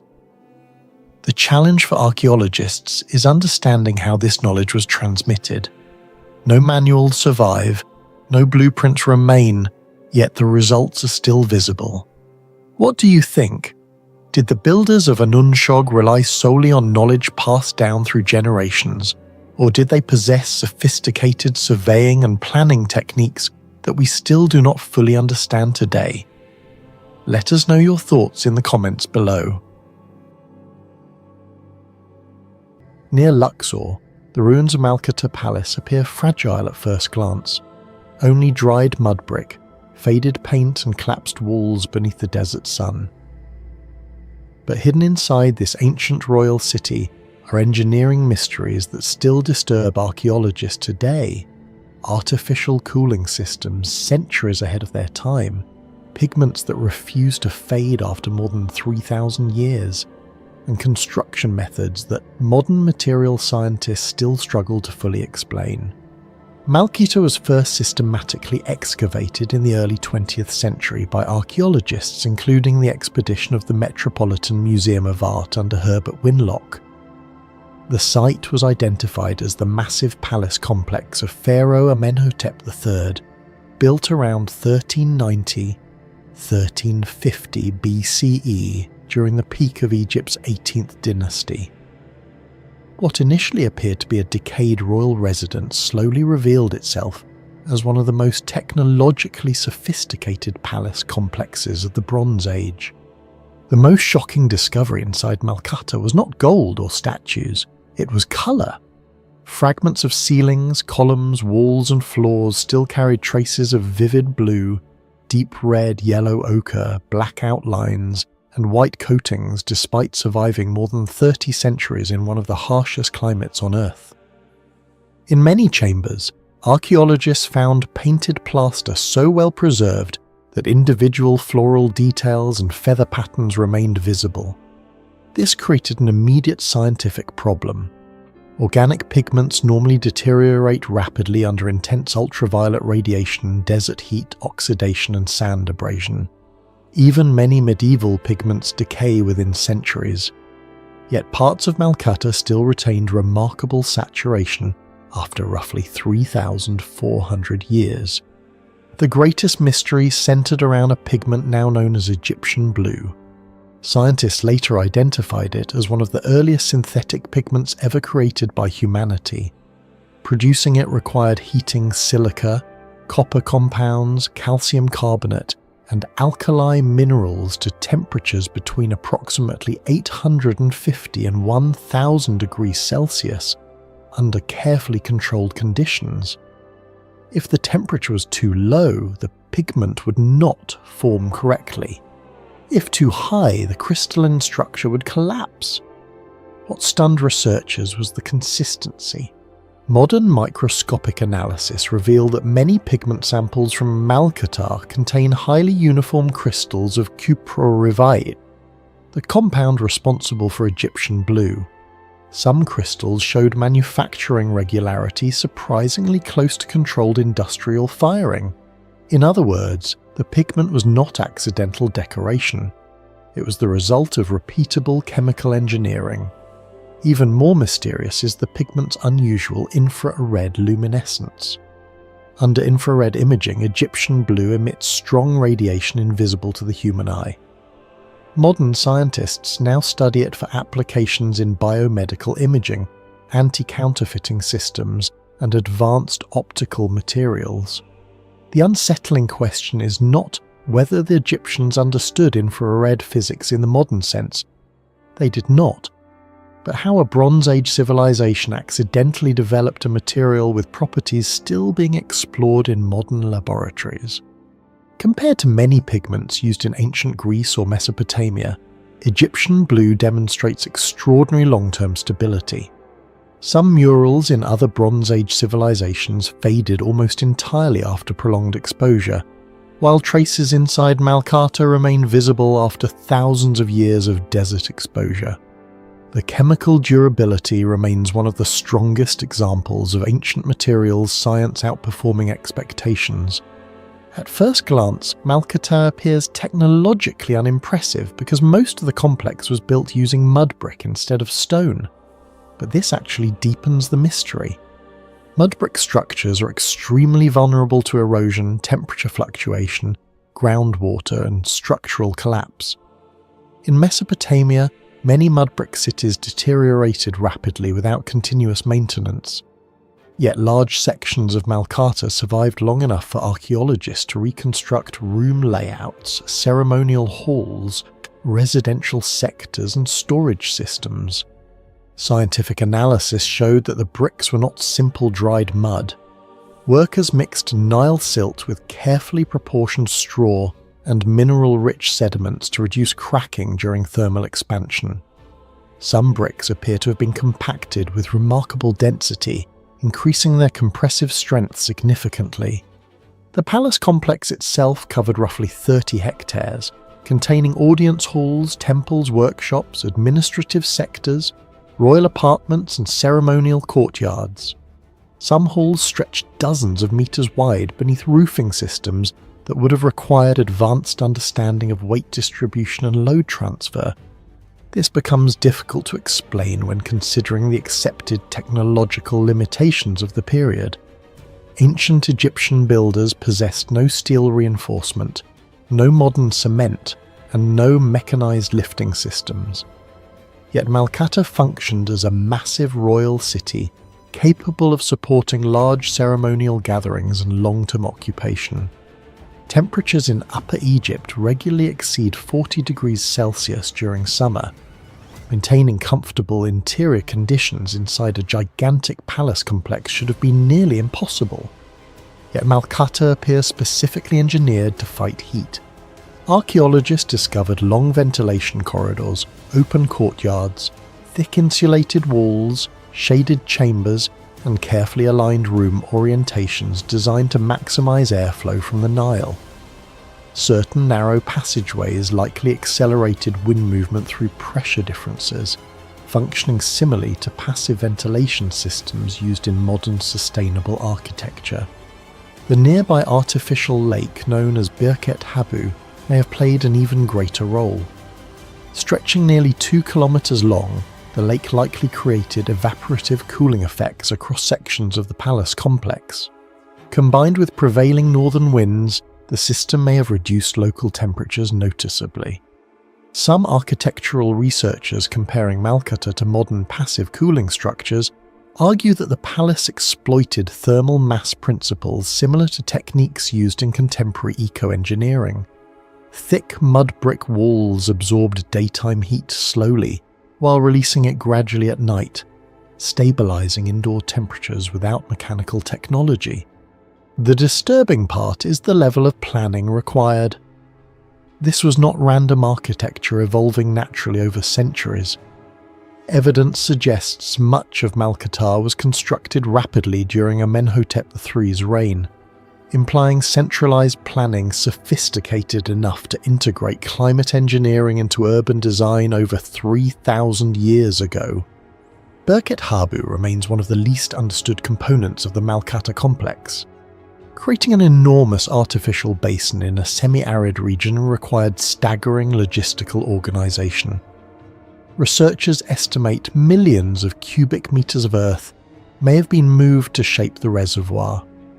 Yet there is still debate over how the Egyptians maintained water levels, controlled seepage, and prevented rapid sediment accumulation. Some archaeologists believe canals connected the lake seasonally to the Nile during inundation cycles.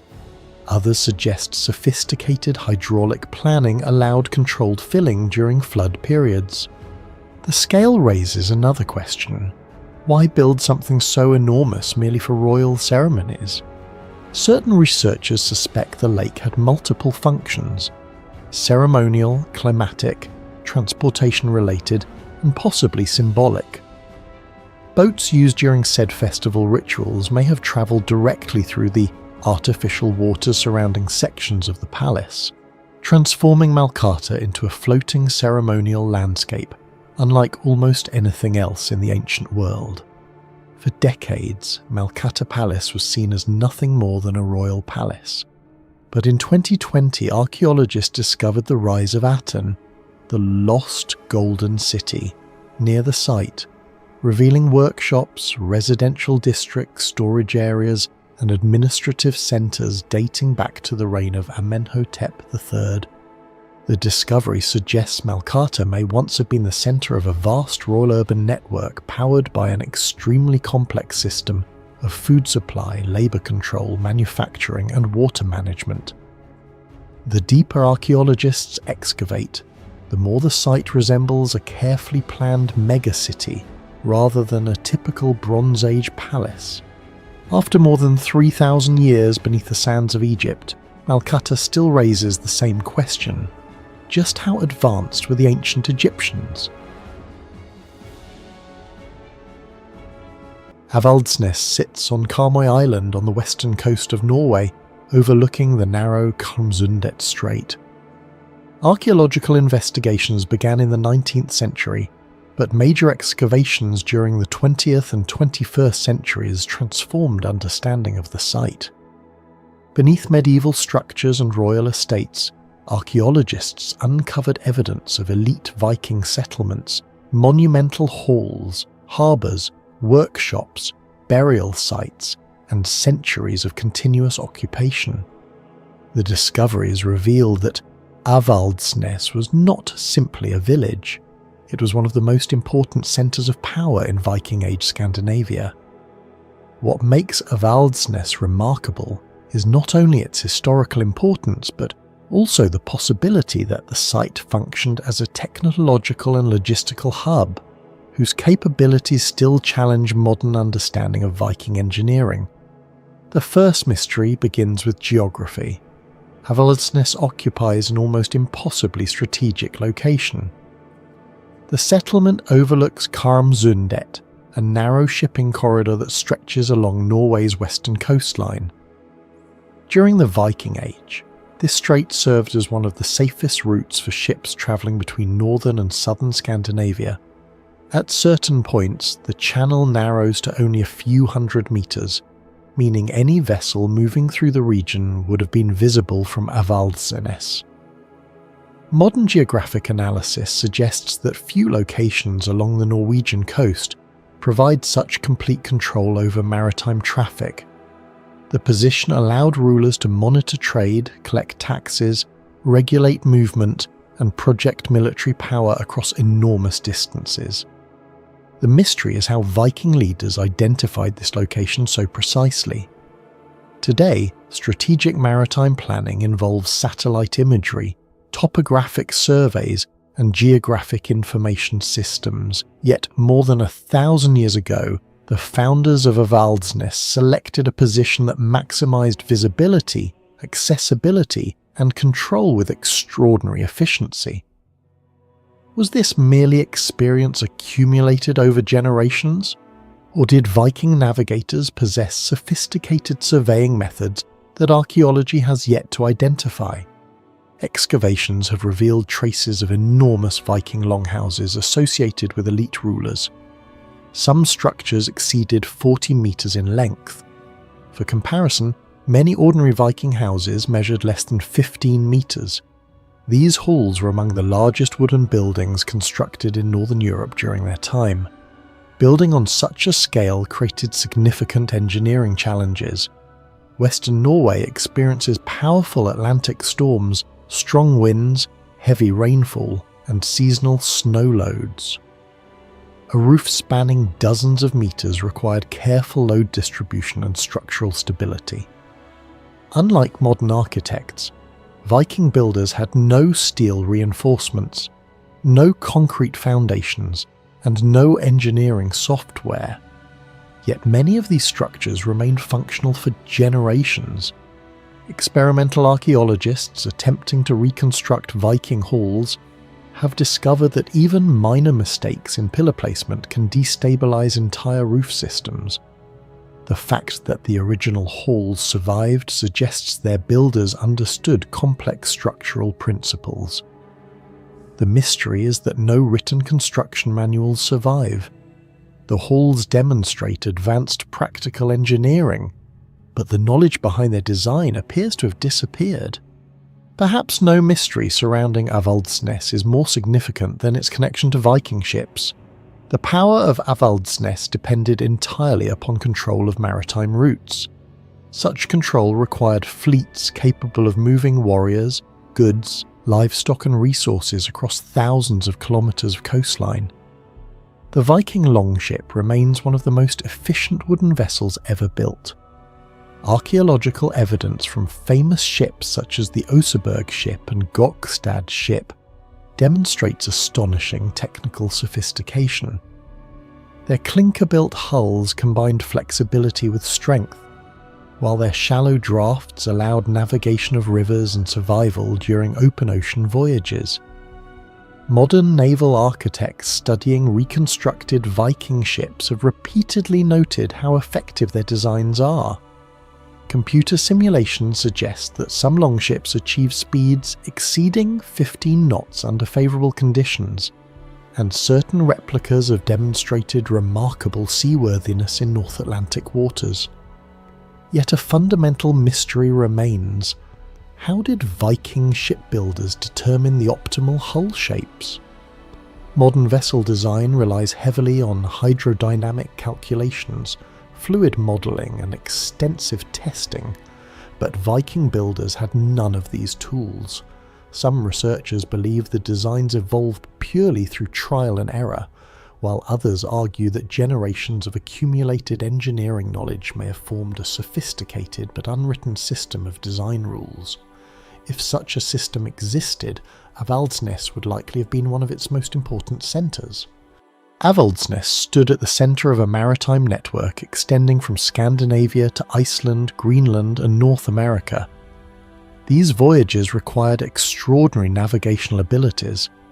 The distance from Norway to Iceland exceeds 900 kilometres, and Greenland lies even farther west.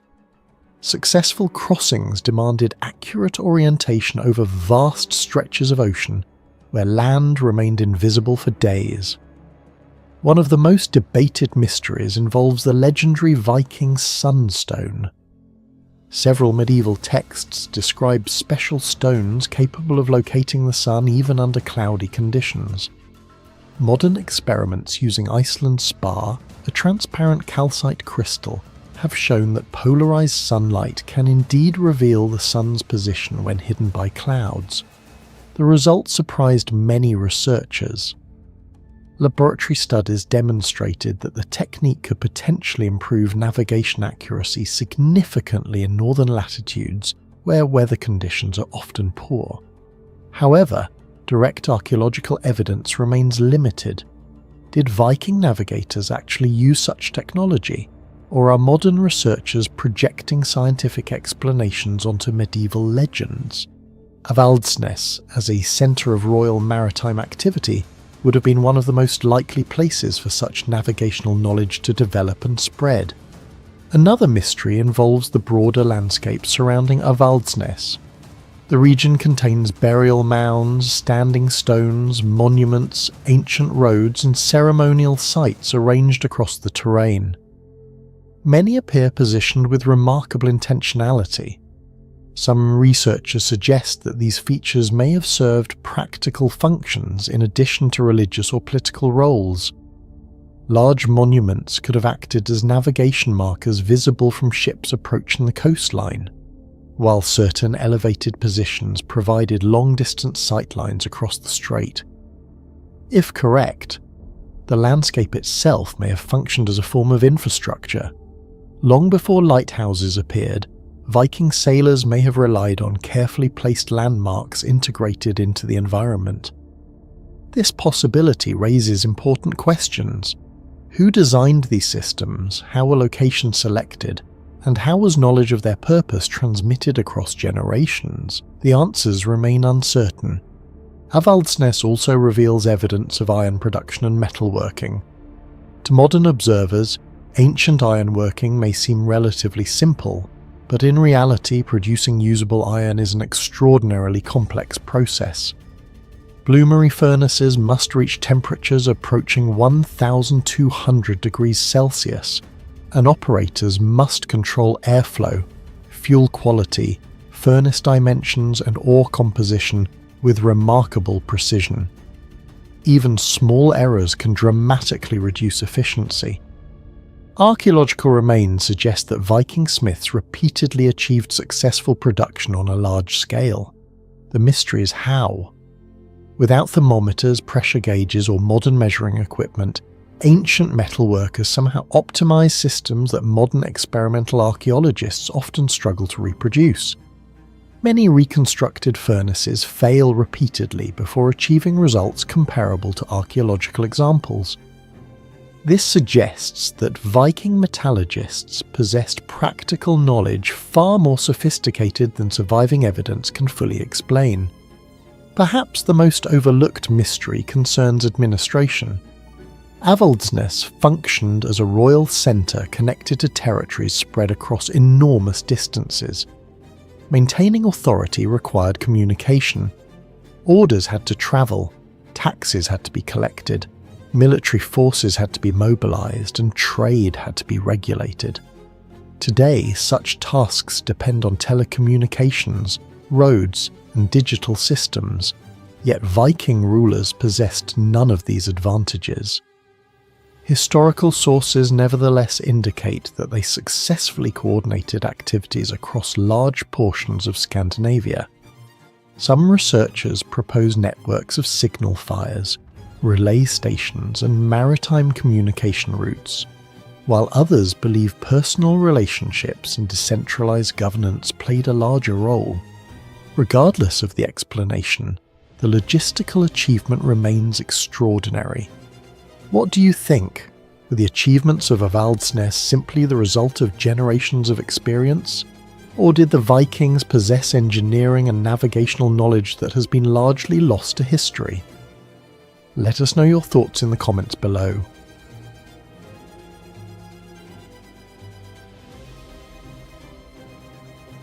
Northern Sudan, near the western bank of the Nile and roughly 100 kilometers north of the ancient Kushite capital of Napata, hides one of the strangest pyramid fields on Earth, Sedinger pyramids. Unlike the gigantic monuments of Giza, these pyramids are small, crowded, and packed so tightly together that some are separated by less than 2 meters. More than 35 pyramids were discovered compressed into an area barely larger than a basketball court, creating one of the densest funerary landscapes ever identified by archaeologists. The site was first investigated systematically by French archaeological teams in the 20th century, but satellite surveys and later excavations revealed something unexpected. Beneath the shifting sands was not a single cemetery, but an evolving architectural system that had expanded for centuries with astonishing precision. What initially appeared to be ordinary Nubian tombs slowly became one of the most difficult engineering mysteries in ancient African archaeology. The civilization responsible was the Kingdom of Kush, one of the most powerful empires in northeastern Africa between roughly 800 BCE and 350 CE. For decades, historians underestimated Kushite engineering, often portraying it as a shadow of ancient Egypt. But Sedinger challenges that idea completely. The site demonstrates a level of spatial planning, material durability, and construction consistency that many researchers believe has not been fully explained even today. Unlike the pyramids at Giza, which relied on massive centralized labor forces and enormous limestone blocks, Sedinger operated under far harsher conditions. Temperatures in this region can exceed 45 degrees Celsius during the day before dropping dramatically at night. Wind erosion from the Sahara acts like continuous industrial sandblasting.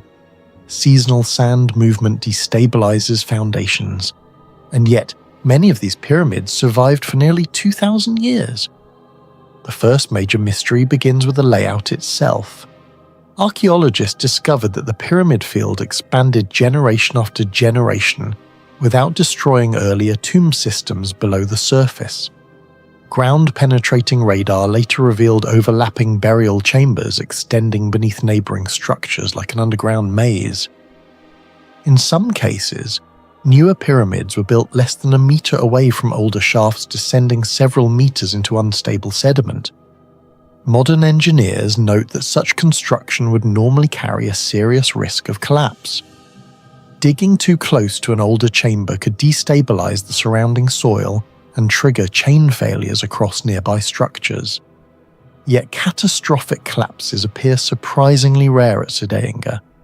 This suggests the builders possessed an advanced practical understanding of subsurface load distribution and soil behavior, despite having no surviving mathematical manuals, no metal surveying instruments, and no architectural blueprints. The density of the site also creates another unresolved problem. Why build in such extreme compression at all? The surrounding desert offered enormous open space. Instead of spreading outward, the Kushites continued inserting new pyramids into already crowded zones with incredible geometric discipline. Researchers comparing the site to other ancient cemeteries noticed that the layout resembles efficient urban planning more than traditional funerary expansion. Some archaeologists even describe the arrangement as an ancient form of architectural compression, where sacred land was treated as a limited resource requiring precise optimization. The pyramid angles themselves remained remarkably consistent, despite centuries separating different construction phases. Many maintained slopes exceeding 40 degrees, requiring careful weight distribution to prevent structural failure in shifting sand environments. Maintaining such consistency over hundreds of years without modern measurement systems remains difficult to explain. But the greatest mystery at Sedinger involves something far less glamorous than geometry or monuments. It involves mud brick. Most of the pyramids were constructed using combinations of mud brick and sandstone. On paper, this should have been a disastrous engineering choice. Mud brick is highly vulnerable to moisture fluctuations, thermal expansion, erosion, and structural fatigue. In desert climates, rapid temperature swings create repeated cycles of contraction and expansion that slowly fracture the material from within. Modern mud brick settlements in similarly harsh regions often deteriorate within decades, if not constantly maintained. Yet many pyramid cores at Sadainga remained identifiable after nearly 2,000 years of exposure to extreme environmental stress. Researchers analysing surviving fragments found evidence that the Kushites may have engineered their bricks with unusually controlled clay compositions. Some samples contained exceptionally dense compaction layers, while others revealed traces of organic fibres that may have improved flexibility and crack resistance. The mystery is that no complete recipe survives. Scientists suspect plant materials, mineral additives, or even ash-based stabilizers could have been mixed into the mud. Certain plaster remnants also suggest the possibility of protective outer coatings resistant to abrasive sand erosion. The durability becomes even more shocking when compared with later civilizations. Some Roman mud brick structures in North Africa deteriorated faster, despite being built centuries afterward, using documented engineering techniques. At Sadainga, however, sections of pyramid cores survived under conditions modern conservationists describe as extremely hostile. Wind moving across the Sahara can carry quartz-rich sand particles, capable of grinding exposed surfaces over time like mechanical polishing equipment. Yet traces of surface plaster survived on several structures. Researchers still debate whether the Kushites discovered a local mineral formula that improved resistance against erosion, or whether repeated maintenance cycles were organized through highly efficient labor systems now lost to history. There is also evidence that certain bricks were fired or partially heat-treated beyond ordinary sun-dried methods. Microscopic studies identified unusual hardness in specific fragments, raising questions about whether builders accidentally or intentionally created stronger ceramic-like layers. Experimental archaeology attempted to recreate similar compositions using Nile sediments and local clays, but matching the same durability has proven inconsistent. Even today, scientists cannot fully explain why some Sadainga bricks resisted environmental destruction far better than expected. The deeper archaeologists excavated, the stranger the site became. Many pyramids belong not to kings, but to middle-ranking elites, priests, officials, and wealthy families. This suggests pyramid construction was not restricted to a tiny ruling class. Such widespread monument ownership implies a highly organized economic and labor network capable of producing standardized funerary architecture over generations. Quarrying stone, manufacturing bricks, transporting materials, excavating burial shafts, and aligning structures all required coordinated specialists. Yet the surrounding region lacks evidence of gigantic imperial infrastructure on the scale seen in Egypt. Some experts now believe the Kushites developed an early modular construction system. Similar chamber layouts, repeated masonry styles, and consistent geometric proportions suggest builders followed standardized architectural templates that could be reproduced efficiently across different tombs. In effect, Sadainga may represent one of the earliest known examples of semi-standardized monument production in human history.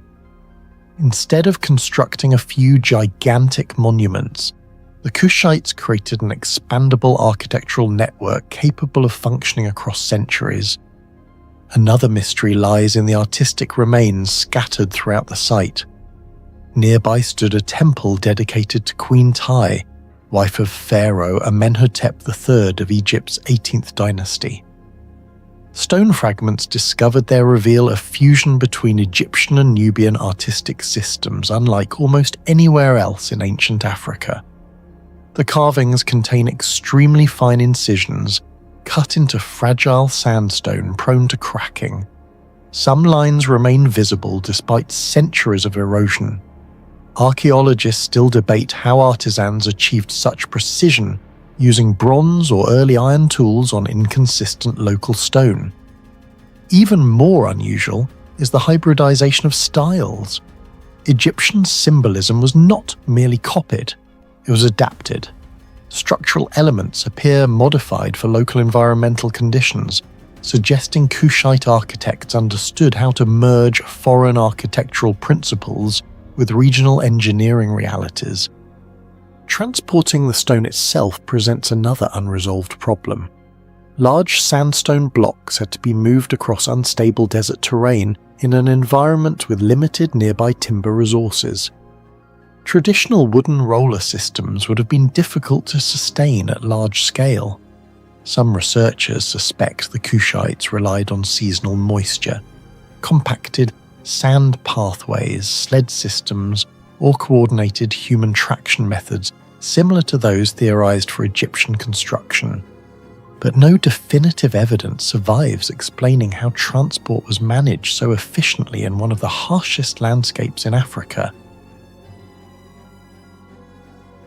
Far from the pyramids of Egypt, deep in the dry plains of central Sudan, Jebel Moya holds more than 3,000 ancient burials spread across nearly 10 square kilometers. No massive temples, no royal inscriptions, no famous empire attached to its name. Yet it became one of the largest prehistoric cemeteries ever discovered in Africa, a place so enormous and technologically organized that archaeologists still cannot fully explain how it functioned for centuries in one of the harshest climates on Earth. Jebel Moya was first excavated between 1911 and 1914 by British archaeologist Sir Henry Wellcome. At first, researchers believed the site was relatively minor, but as excavation trenches expanded, thousands of graves began appearing beneath the surface. More than 100,000 artifacts were eventually recovered, including pottery, beads, stone tools, iron objects, and ornaments made from imported materials. The scale shocked archaeologists. Unlike Egyptian royal tombs or Nubian pyramids, Jebel Moya appeared to belong to an enormous population without a clearly identifiable kingdom. Even today, the site remains difficult to classify. Some researchers date its major occupation between roughly 1000 BC and 500 AD, spanning periods when nearby civilizations such as Kush, Meroe, and Roman Egypt were rising and falling. Yet Jebel Moya developed its own mysterious identity almost completely outside recorded history. The greatest technological mystery of Jebel Moya may be its pottery. Thousands of ceramic fragments discovered across the cemetery show an unusual degree of consistency in thickness, mineral composition, firing temperature, and decorative style. Scientific analysis suggests many vessels were fired at temperatures approaching 800 to 900 degrees Celsius, remarkably advanced for communities that supposedly lacked industrial kiln systems. The question is simple. How did they achieve such standardized production without centralized workshops? In most ancient civilizations, highly uniform ceramics usually indicate organized manufacturing systems. Roman amphorae, for example, were mass-produced using large kiln complexes. Egyptian pottery workshops near Thebes and Amarna left behind clear evidence of specialized industrial districts. But at Jebel Moya, archaeologists found no large-scale ceramic factories. Even more mysterious is the clay composition itself. Petrographic analysis shows some pottery contains mineral inclusions not naturally found near the site. This suggests either long-distance transport of raw materials or trade connections extending hundreds of kilometers across northeastern Africa. Some ceramics also display advanced surface treatment techniques that improved durability and reduced porosity. Certain vessels appear to have been burnished so precisely that they developed semi-reflective surfaces capable of resisting water absorption far better than ordinary handmade pottery. This level of control required more than artistic skill. It required knowledge of clay chemistry, oxygen control during firing, temperature stability, and material selection. Comparisons with other ancient cultures make the mystery even deeper.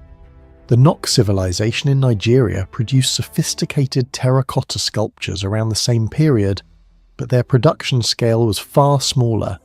The Meroitic kingdom of Kush manufactured ceramics with recognizable elite workshops tied to urban centers.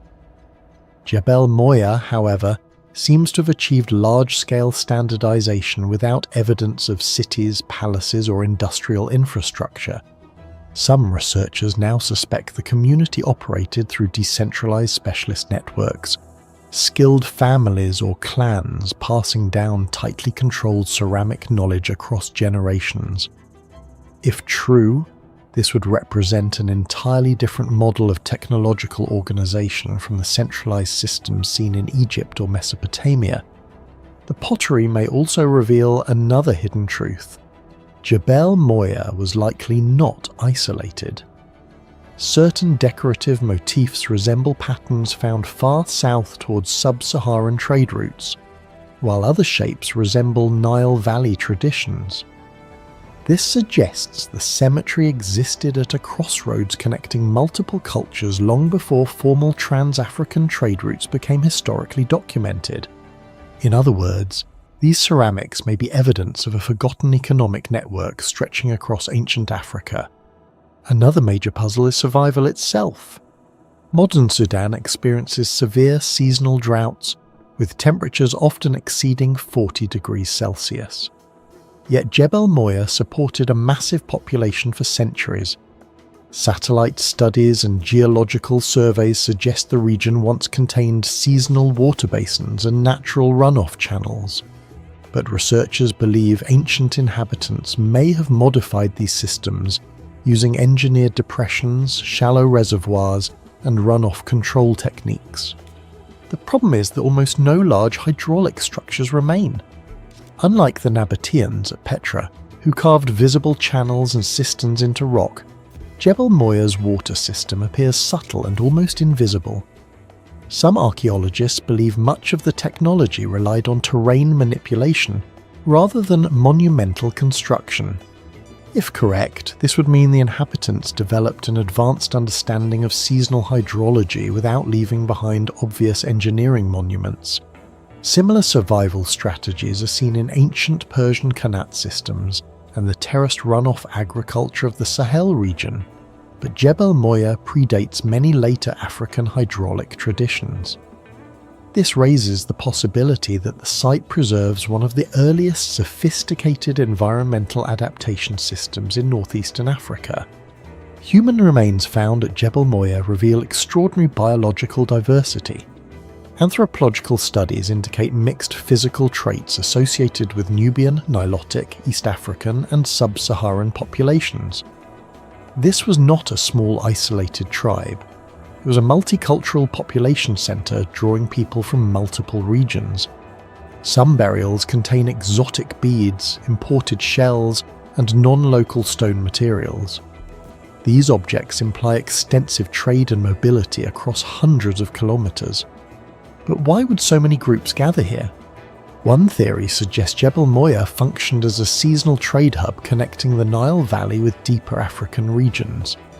Another proposes it served as a migration crossroads tied to cattle pastoralism.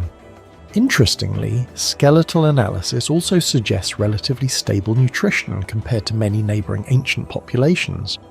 Certain remains show fewer signs of chronic malnutrition than populations from drought-prone Nubian regions during similar periods.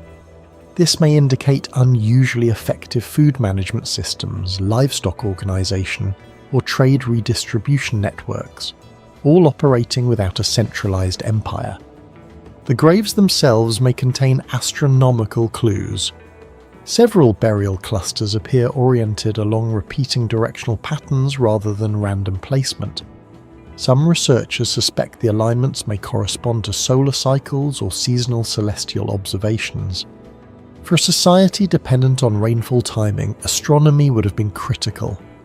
Predicting seasonal change could determine migration patterns, grazing cycles, and water access. This resembles other ancient observational sites such as Stonehenge or Nabta Playa, where celestial alignment appears connected to environmental survival rather than purely religion. Yet unlike these famous monuments, Jebel Moya left almost no monumental architecture behind.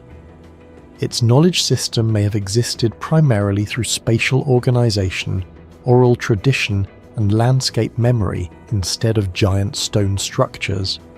That makes the site far harder to decode. Perhaps the most disturbing question is why a massive centre like Jebel Moya disappeared almost completely from history.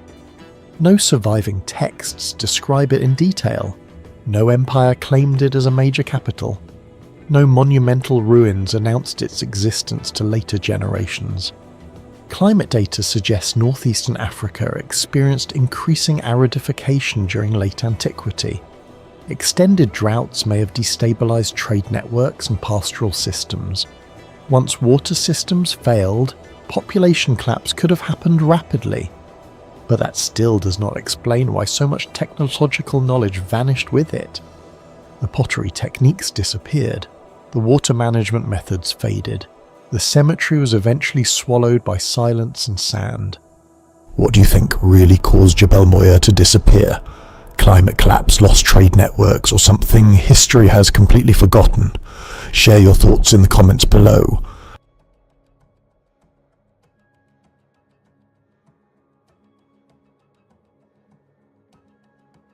Near the border of Cambodia and Thailand stands Preah Vihear Temple, more than 500 meters above the plains below on the edge of the Dangrek Mountains. Unlike most ancient temples built on stable ground near rivers or cities, Preah Vihear was constructed directly on a narrow mountain ridge, exposed to monsoon storms, erosion, lightning and landslides for nearly 1,000 years. Yet massive stone galleries, stairways and sanctuaries still stand with astonishing precision. Archaeologists believe most of the complex was expanded between the 9th and 12th centuries under the Khmer Empire, but many of its engineering methods remain unexplained. The site was first documented by Western explorers in the late 19th century after French survey teams moving through Indochina encountered ruins hidden along the cliffs. Later archaeological studies revealed that the temple stretched across an axis nearly 800 meters long, making it one of the most unusual mountain temples ever constructed in Southeast Asia. What shocked researchers most was not its beauty, but the impossible logistical questions surrounding its construction. The greatest mystery surrounding Preah Vihear is transportation.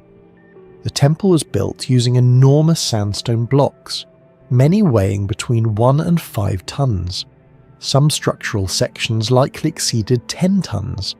Geological analysis suggests much of the stone originated from quarries located far below the mountain ridge.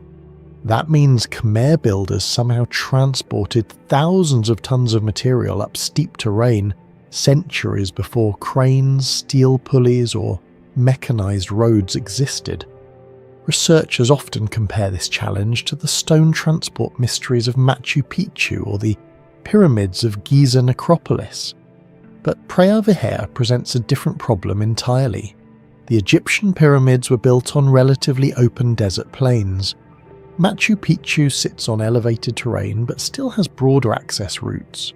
Preah Vihear, by contrast, clings directly to the edge of cliffs and uneven mountain ridges. Some engineers estimate that transporting even a single 3-ton block up such slopes using only ropes and wooden sledges would require dozens of workers pulling in perfect synchronization. During monsoon seasons, the terrain would become dangerously slippery, yet no large permanent transport ramps have ever been discovered. One theory suggests the Khmer created temporary earth ramps stretching kilometers along the mountain.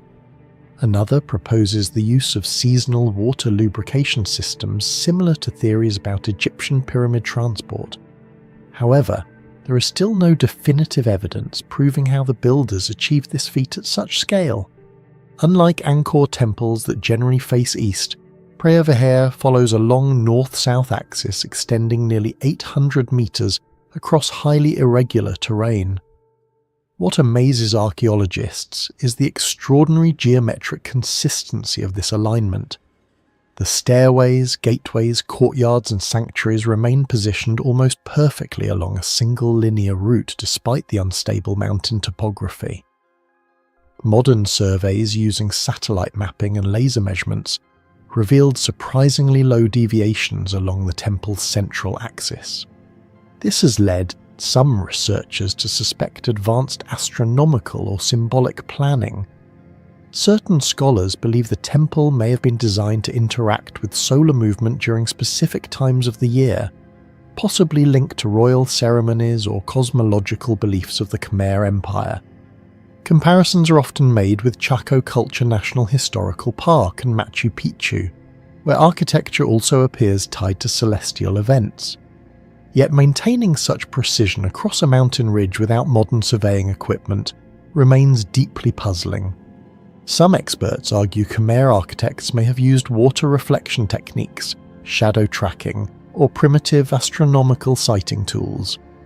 But the accuracy achieved at Preah Vihear still exceeds what many historians expected from the era. Another unexplained feature is the temple's stone assembly system. Many sections were constructed using dry stone techniques with little or no visible mortar between blocks. The sandstone pieces were carved so precisely that some joints remain tightly sealed after nearly 1,000 years of tropical weather exposure.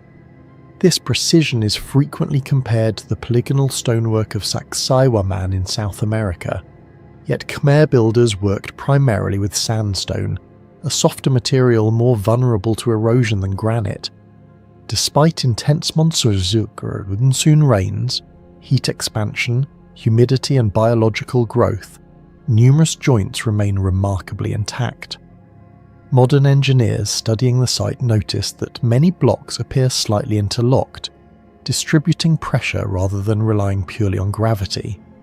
Researchers still debate how Khmer masons achieved such consistent accuracy without iron-powered cutting machinery.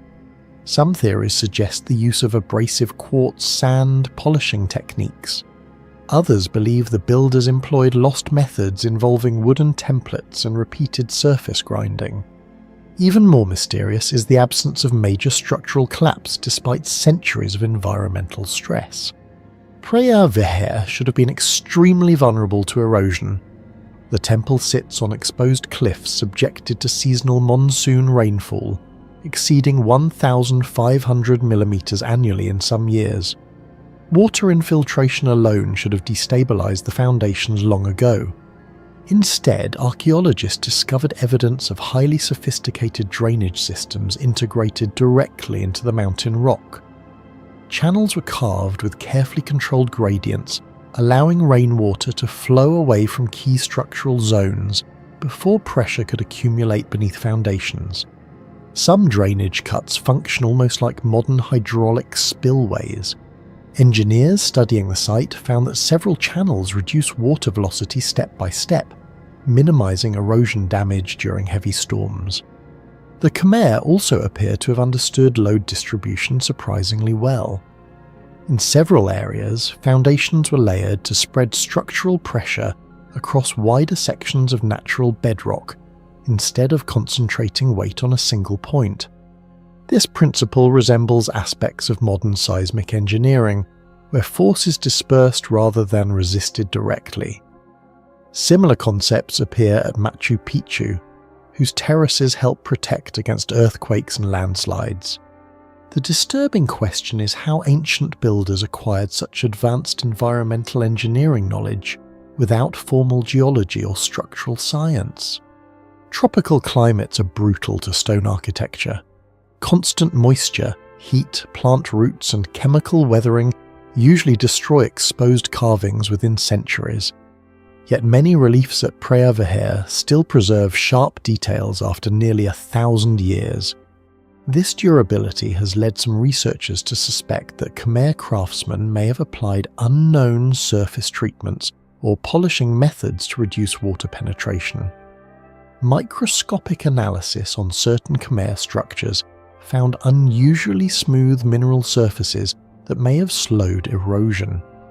Comparisons are sometimes made with Borobudur and Ellora caves, where ancient builders also created stone structures capable of surviving harsh climates for centuries.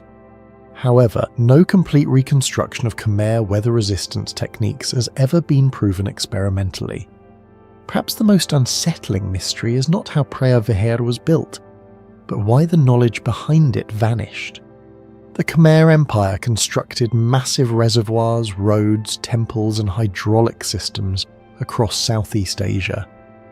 At its height, Angkor may have supported close to 1 million people, making it one of the world's largest pre-industrial urban centres. Yet the engineering traditions capable of creating Preah Vihear gradually disappeared. No surviving Khmer text fully explains the construction process. No detailed architectural manuals remain. The techniques for transporting stone, stabilising cliff foundations, and maintaining long-term drainage systems were seemingly lost to history. This pattern appears repeatedly across ancient civilizations. Roman concrete survived seawater better than many modern materials. Inca walls resisted earthquakes with astonishing efficiency. Egyptian pyramids still preserve structural alignment after 4,500 years.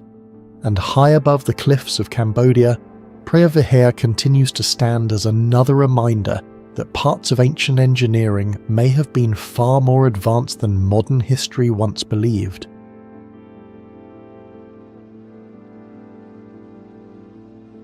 On the arid Pacific coast of Peru, near the ancient Soup Valley, El Aspero predates the pyramids of Egypt by nearly 500 years. No iron, no writing, no wheels.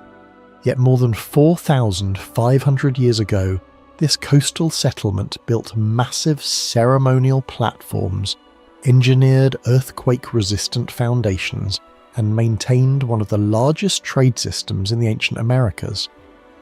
What archaeologists discovered here forced historians to reconsider how civilization itself began. The site was first identified in the early 20th century, but its true age remained unknown until large-scale excavations connected El Aspero to the Carol civilization in the 1970s and 1990s. Radiocarbon dating of woven reed bags, organic fibers and architectural materials revealed dates between roughly 3000 and 2500 BCE. That made El Aspero older than the Olmec civilization, older than Stonehenge in its final phase, and nearly contemporary with the earliest dynasties of Egypt. But unlike Egypt or Mesopotamia, no evidence of kings, armies or written records appeared. Instead, archaeologists uncovered something stranger, an advanced urban society apparently built on fishing, trade and engineering knowledge alone. For decades, archaeologists believed complex civilization required large-scale agriculture. Mesopotamia had grain fields along the Tigris and Euphrates. Egypt depended on Nile agriculture. The Indus Valley flourished through irrigation systems. Yet El Aspero stood on a dry coastline where rainfall was almost non-existent. Excavations revealed enormous quantities of anchovy bones, sardines, shellfish, fishing nets and marine tools. Researchers estimate the Pacific waters near Peru could produce one of the richest fisheries on Earth because of the Humboldt Current, which carries cold, nutrient-rich water along the coast. Instead of relying mainly on farming, El Aspero's economy may have been powered by marine protein. This completely changed older theories about civilization. The site demonstrated that urban complexity could emerge from maritime wealth, rather than agriculture alone. Some archaeologists compared the economic system to later Phoenician trade ports, despite El Aspero existing more than 2 millennia earlier. Even more mysterious was the labour organisation required to build monumental architecture without a centralised military state. Several platform mounds at El Aspero contain thousands of tons of stone and fill material. Organising that scale of labour without written administration remains one of the greatest puzzles surrounding the Corral civilization. Peru lies within one of the most seismically active regions on Earth. Modern earthquakes in the region regularly exceed magnitude 7.0. Yet portions of El Espero survived for more than 4 millennia. Archaeologists discovered that builders placed woven reed bags filled with stones beneath major structures. These bags, known as sheetcras, acted like primitive shock absorbers. During seismic activity, the loose stones inside could shift independently, dispersing energy through the foundation instead of allowing rigid collapse. Modern engineers studying the system compared it to principles used in contemporary seismic base isolation. Japanese earthquake-resistant architecture and some modern bridge systems rely on similar concepts of controlled flexibility. The astonishing part is that El Espero's builders developed this technique nearly 4,500 years ago without advanced mathematics or metal tools. Some shikra bags discovered at Carroll-related sites weighed more than 20 kilograms each. Thousands were layered beneath temples and platforms. Researchers from Peru's Ministry of Culture suggested this may represent one of the earliest known anti-seismic engineering systems in human history. El Espero was not randomly constructed. The plazas, staircases, and ceremonial platforms follow highly deliberate layouts. Circular, sunken courts appear repeatedly throughout Corral civilization architecture, including at El Espero. Acoustic studies at related Carroll sites revealed unusual sound amplification properties. Voices projected from central ceremonial spaces can travel farther and echo more clearly than expected. Some archaeologists believe these spaces were intentionally engineered to magnify ritual speech, chants, or music. This is remarkable because similar acoustic manipulation became famous much later at Greek theatres or Maya ceremonial centres like Chichen Itza. At El Espero, the phenomenon appears thousands of years earlier. Whether this knowledge came from experimentation or accidental discovery remains unknown. The massive stones used in El Espero's construction raise another unanswered question. No evidence suggests the use of practical wheeled transport. There were also no horses, oxen, or large draft animals in the region during that period. Yet some stones and construction materials were transported across difficult coastal terrain. Researchers believe workers used ropes woven from cotton and reeds, combined with coordinated labour teams.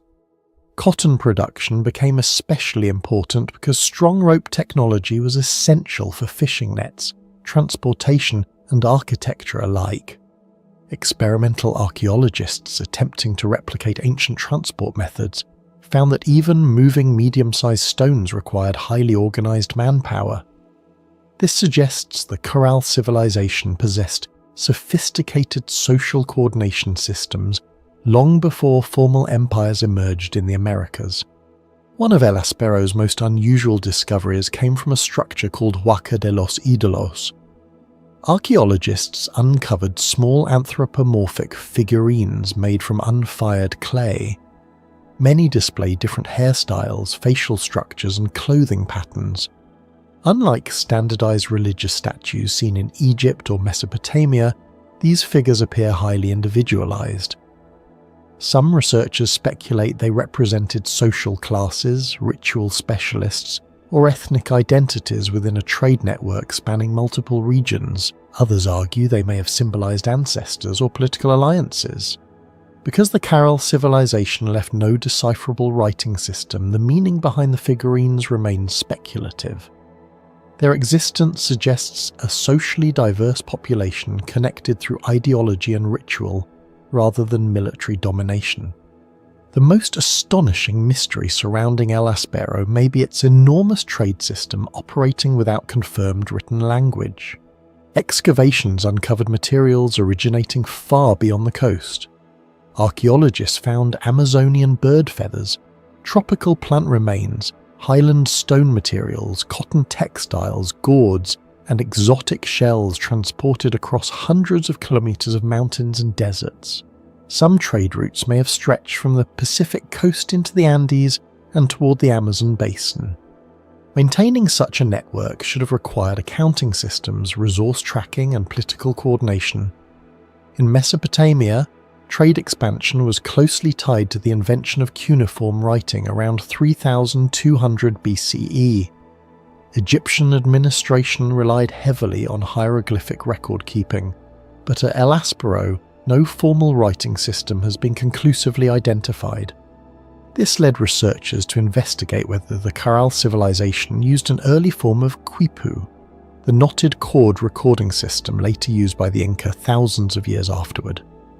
Several cord-like artifacts discovered at Caral-related sites sparked intense debate. A quipu works by encoding information through knot position, cord color, spacing, and arrangement. The Inca used them for taxation, census records, and resource management across an empire spanning nearly 4,000 kilometers. If the Caral civilization already possessed a primitive version around 2600 BCE, it would mean complex information systems existed in the Americas at nearly the same time writing emerged in the Middle East. Some archaeologists believe these cords may have tracked fishing yields, labor obligations, or trade exchanges between coastal and inland communities. Others argue the evidence remains inconclusive, but the possibility alone is revolutionary. It suggests that civilization may not require writing in the traditional sense at all. Instead of ink on clay or carved symbols on stone, El Aspero's people may have encoded knowledge through textiles, knots, and memory systems that rarely survive archaeologically. That idea changes how historians define intelligence, bureaucracy, and technological advancement. Entire administrative systems may have existed in forms modern archaeology struggles to detect, because fibre decays far faster than stone tablets. Do you think El Aspero was simply destroyed by climate change? Or did an advanced system of knowledge disappear long before history could record it? Share your thoughts in the comments below. Over the valley of Tepoztlan, a stone temple stands on the edge of a mountain cliff more than 2,300 meters above sea level. No wheels, no steel tools, no draft animals. Yet centuries ago, the Aztecs built a ceremonial structure in one of the most inaccessible locations in central Mexico and aligned it with the sky itself. Tepozteco had never truly been lost because local communities always knew of the shrine. But formal archaeological investigation began in the late 19th and early 20th centuries, when researchers documented the surviving temple, stairways, terraces, and ritual platform associated with the worship of Tepoztecatl, the Aztec god linked to Pulquia fertility and altered spiritual states. What shocked researchers was not the size of the structure, it was where it had been built, directly on unstable volcanic mountain rock with steep drop-offs surrounding the site. The greatest mystery surrounding Tepozteco is not its architecture, it is its relationship with the sky. Several researchers believe the temple was deliberately aligned with specific solar movements, particularly seasonal sunrise positions linked to ritual calendars. During certain times of the year, sunlight enters the structure at unusually precise angles, despite the extremely irregular mountain terrain surrounding it. That detail sounds simple until the geography is examined. Unlike flat ceremonial cities such as Teotihuacan, Tepozteco sits inside a mountainous environment where the visible horizon is distorted by cliffs and volcanic ridges. This means Aztec astronomers could not rely on ordinary horizon observations alone. They had to compensate for changing elevation angles, shifting sunrise positions through the year, and visual obstruction caused by the surrounding peaks. Modern archaeoastronomers calculate that even a 1-degree alignment error could shift sunrise observations by several meters across the temple platform. Yet the structure appears intentionally oriented rather than randomly placed. This raises a difficult question. How did a civilization without telescopes, optical lenses, or modern surveying instruments achieve astronomical positioning and terrain this complex? Some historians compare the challenge to the solar alignments of Machu Picchu, where the Inca used mountain horizons as astronomical markers. Others compare it to the Maya observatory systems at Chichen Itza, where architecture synchronized with equinox shadows and solar cycles. But Teposteco differs in one crucial way. The site was not constructed inside a massive urban centre. It was isolated on a mountain ridge, making every observation exponentially harder. Researchers studying Mesoamerican astronomy know that Aztec calendars tracked the solar year with extraordinary precision. The Xiuhpohualli calendar measured 365 days, while ritual cycles coordinated agriculture, ceremonies, and celestial events. However, Teposteco suggests something more advanced: field astronomy adapted to mountainous topography. Some scholars believe priests may have spent decades observing sunrise positions from the mountain before construction even began. Others propose that nearby peaks acted as natural astronomical markers, functioning almost like giant horizon instruments. No written Aztec document fully explains the method, and that silence is part of the mystery. Building Teposteco should not have been practical. The temple sits atop a steep volcanic mountain with narrow access routes and unstable rock surfaces. Even modern visitors require a difficult climb of nearly 2 kilometers through sharp elevation gain to reach the summit. Yet centuries ago, workers transported stone blocks, ceremonial objects, and construction materials to the peak without horses, oxen, or wheeled transport. Archaeologists estimate some construction stones weighed several hundred kilograms. While this is far smaller than the multi-ton blocks of Egypt or Peru, the terrain at Teposteco may have made transportation even more dangerous. One theory suggests the builders used temporary earth ramps combined with agave fibre ropes. Another proposes coordinated human hauling teams similar to methods used at Maya and Inca sites. But no definitive physical evidence for these transport systems has been found on the mountain itself. The bigger mystery is structural stability. Central Mexico experiences regular seismic activity, yet Teposteco survived centuries of earthquakes, erosion, and seasonal storms. Geological studies indicate the builders carefully selected portions of volcanic bedrock, less vulnerable to fracture lines and runoff erosion. Some researchers believe the temple employed primitive seismic flexibility, a technique where stones are fitted with slight movement tolerance rather than rigid locking. This concept resembles earthquake-resistant masonry observed in Inca architecture thousands of kilometers away in Peru. If true, it would suggest independent development of sophisticated anti-seismic engineering in multiple ancient American civilizations. Another unexplained feature of Teposteco involves sound. The mountain basin surrounding the temple creates unusual echo behavior. Certain points near the structure amplify voices and percussion in ways that feel unnatural, almost theatrical. This matters because Mesoamerican ritual culture relied heavily on drums, chants, shell trumpets, and rhythmic resonance. Some acoustic researchers suggest the site may have been intentionally chosen for its natural sound amplification properties.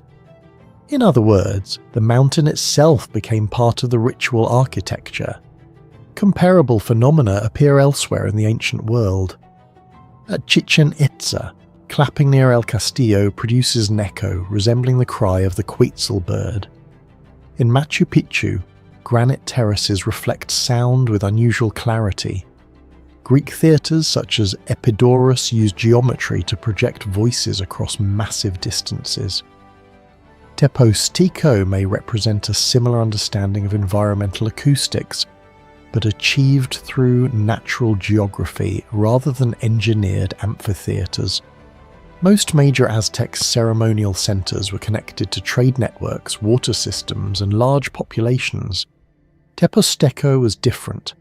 The site was isolated, difficult to access, and strategically impractical for warfare or commerce.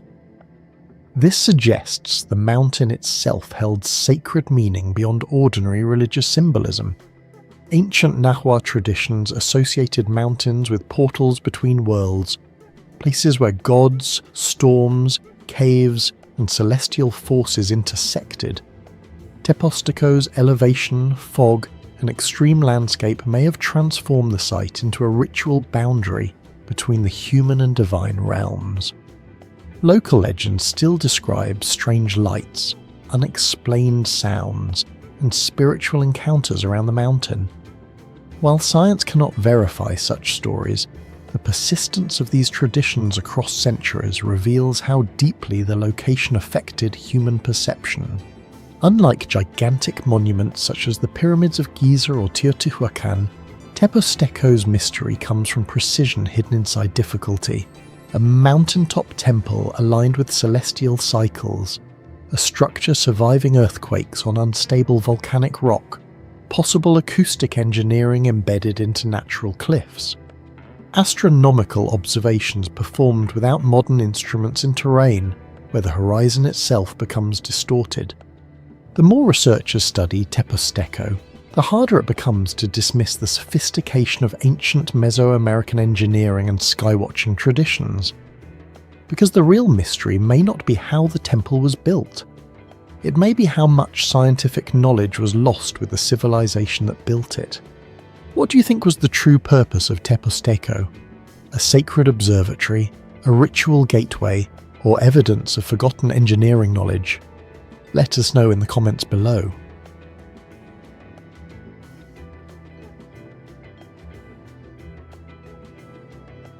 In Egypt's western desert, more than 700 kilometers from Cairo, Dakhla Oasis should not exist. Surrounded by one of the driest environments on Earth, this isolated oasis somehow supported cities, agriculture, trade routes, and complex engineering for thousands of years. Yet the deeper archaeologists dig into Dakhla, the stranger it becomes. Beneath the sand are ancient water systems that still function, mud brick cities that survived longer than some stone structures, and architectural designs so efficient that modern climate engineers still study them today. The modern rediscovery of Dakhla accelerated during the 20th century through Egyptian expeditions, aerial surveys, and desert archaeology projects. Satellite imaging later revealed buried settlements, forgotten caravan routes, and underground water systems hidden beneath layers of drifting Sahara sand. What shocked researchers was not simply the size of the oasis network, but the level of technical adaptation achieved in an environment receiving less than 50 millimeters of rain annually. In some years, rainfall is effectively zero. One of the greatest mysteries surrounding Dakhla is its mastery of underground water. The oasis depends on the Nubian sandstone aquifer system, one of the largest fossil water reserves on Earth, stretching beneath parts of Egypt, Libya, Chad, and Sudan. Today, hydrologists use satellite mapping, pressure analysis, and geological modeling to locate productive wells. Yet ancient engineers at Dakhla somehow positioned wells with extraordinary precision more than 2,000 years ago. Many of these wells tapped naturally pressurized groundwater that rose without mechanical pumping. Some still flow today. Researchers studying Roman-era hydraulic systems at Dakhla found carefully engineered gradients in underground channels designed to maintain stable water movement while minimizing erosion. In some sections, the slope deviation is astonishingly small, comparable to later Persian Qanat systems, considered among the greatest hydraulic achievements of the ancient world. The mystery is not just that the system worked, but how ancient builders understood subsurface hydrology with such accuracy in an era without modern geological instruments. But the most baffling mystery of Dakhla may be its mud brick cities. Across the oasis, archaeologists uncovered settlements built almost entirely from sun-dried mud brick. Under normal conditions, mud brick is fragile. Rain destroys it, wind erodes it, temperature fluctuations crack it apart. Even modern adobe structures require constant maintenance. Yet parts of Dakhla's ancient cities survived for more than 2 millennia in the Sahara. At sites like Kelis and Balat, entire walls, storage rooms, towers, and administrative buildings remained standing despite centuries of desert exposure. Some structures date back to the Old Kingdom period, nearly 4,000 years ago. This durability has become a serious engineering puzzle. Material analysis revealed that these bricks were not simple mixtures of mud and straw.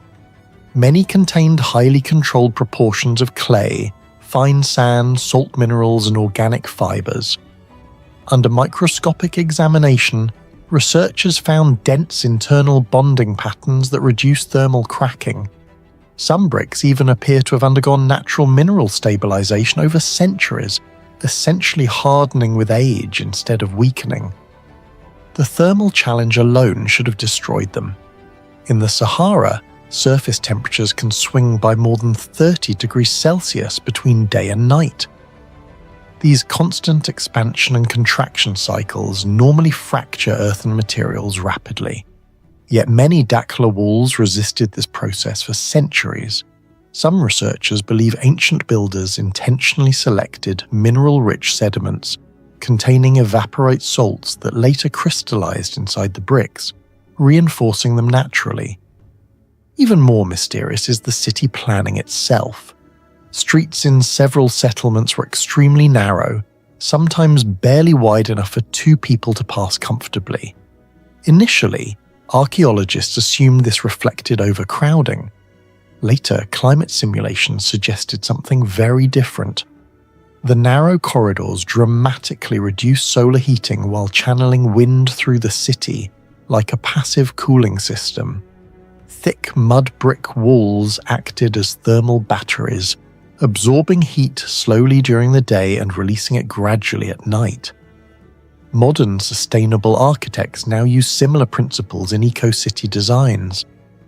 Computer models comparing Dakhla's urban layout with modern desert architecture showed that interior temperatures inside some buildings could remain 10 to 15 degrees Celsius, cooler than the outside environment without any mechanical cooling. That level of passive climate control rivals techniques used in some modern, energy-efficient structures. The engineering becomes even stranger when examining airflow systems. Several buildings contain elevated openings and angled ventilation shafts, resembling early wind catchers, a technology often associated with Persian architecture centuries later. These systems created pressure differences that pulled hot air upward while circulating cooler air through living spaces below. In effect, ancient builders created natural air conditioning systems in the middle of the Sahara. Another unresolved mystery involves transportation and navigation. Dakhla was not isolated. Ancient caravan routes connected it to the Nile Valley, Karga Oasis, and regions deep into Africa. Yet these routes crossed hundreds of kilometers of nearly featureless desert terrain. Satellite surveys revealed many roads maintained remarkably straight trajectories across barren landscapes where even modern travelers struggle without GPS. How ancient traders navigated these routes with such consistency remains debated. Some researchers suggest astronomical navigation using star positions. Others believe travelers memorized geological formations invisible to outsiders. More controversial theories propose knowledge of localized magnetic variations or inherited mapping traditions lost over time. What makes the mystery more compelling is that many routes connect almost perfectly with hidden water sources and strategically spaced rest points. Burial sites at Dakhla added another layer to the puzzle. Excavations uncovered naturally preserved human remains, with intact hair, textiles, and soft tissue surviving for more than 1,000 years. Desert preservation alone explains part of this phenomenon, but some tombs appear intentionally designed to accelerate natural mummification. Researchers identified burial orientations and sand compositions optimized for rapid dehydration and bacterial suppression. Certain tomb materials contained resin compounds with antimicrobial properties similar to those used in elite Egyptian mummification practices. Climate history may be the biggest hidden mystery of all. Geological evidence shows the Sahara was not always a hyper-arid wasteland. Thousands of years ago, parts of the region contained lakes, grasslands, and seasonal rainfall. Ancient inhabitants of Dakhla may have witnessed long-term environmental collapse unfolding across generations. Some scientists believe oasis settlements were strategically engineered responses to increasing desertification. Water storage systems, agricultural layouts, and settlement placement may reflect sophisticated climate adaptation strategies far beyond what historians once assumed ancient societies could achieve. That possibility changes the way researchers view Dakhla entirely. Instead of a remote desert oasis surviving by luck, it may represent one of humanity's earliest large-scale experiments in sustainable living under extreme environmental stress. And yet enormous gaps remain. No surviving manuals explain how these hydraulic systems were designed. No detailed engineering texts describe the mud brick formulas. No records fully reveal how desert navigation networks operated with such reliability. Archaeologists can measure the structures, analyze the minerals, and simulate the airflow, but much of the practical knowledge behind Dakhla's survival vanished long ago beneath the Sahara sands. Do you think the builders of Dakhla possessed environmental knowledge far beyond what historians currently believe? Share your thoughts and theories in the comments below.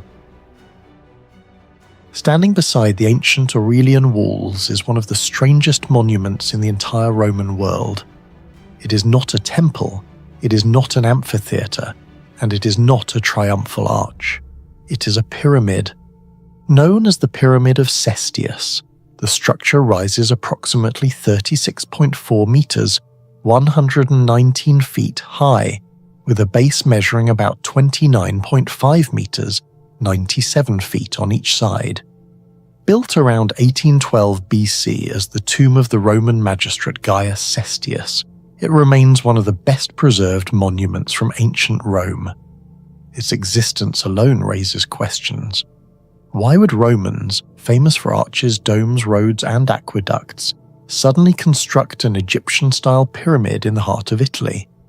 Yet the deeper archaeologists investigate, the more extraordinary mysteries emerge, not merely about its purpose, but about the engineering knowledge required to build it. An inscription on the monument reveals a remarkable detail.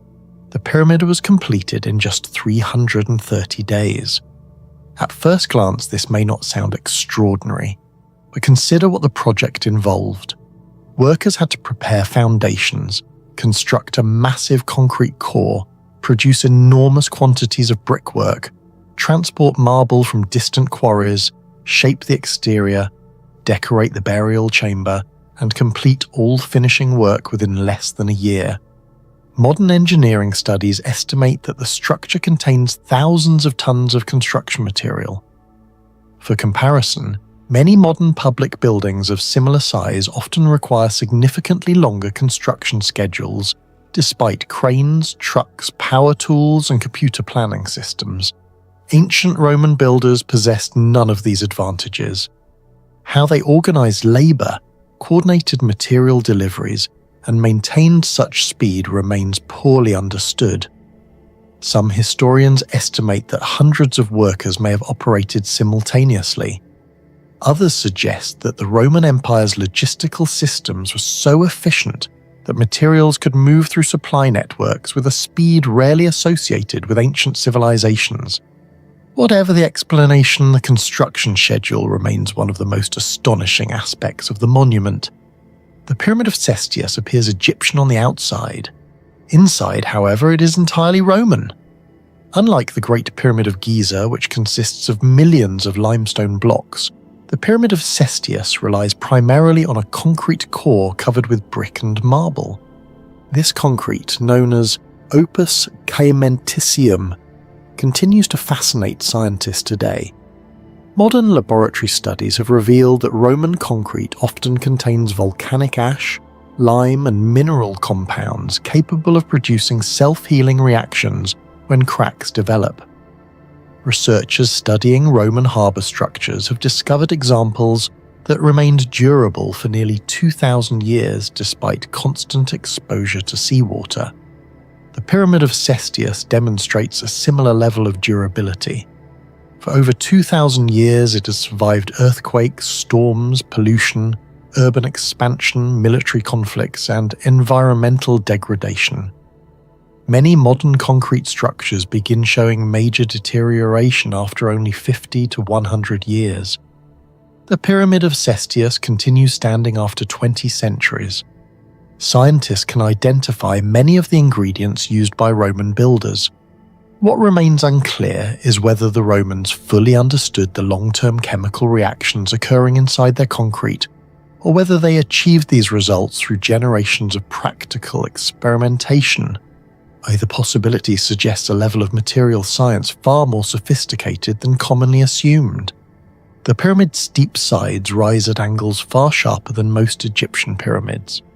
Maintaining symmetry over a height exceeding 36 meters required extraordinary precision. Today, engineers use laser levels, GPS systems, digital surveying equipment, and computer modeling. Roman builders relied on ropes, plumb bobs, measuring rods, and geometry. Yet modern surveys reveal remarkably accurate alignment and symmetry. This raises a fundamental question. How much mathematical knowledge did Roman surveyors possess?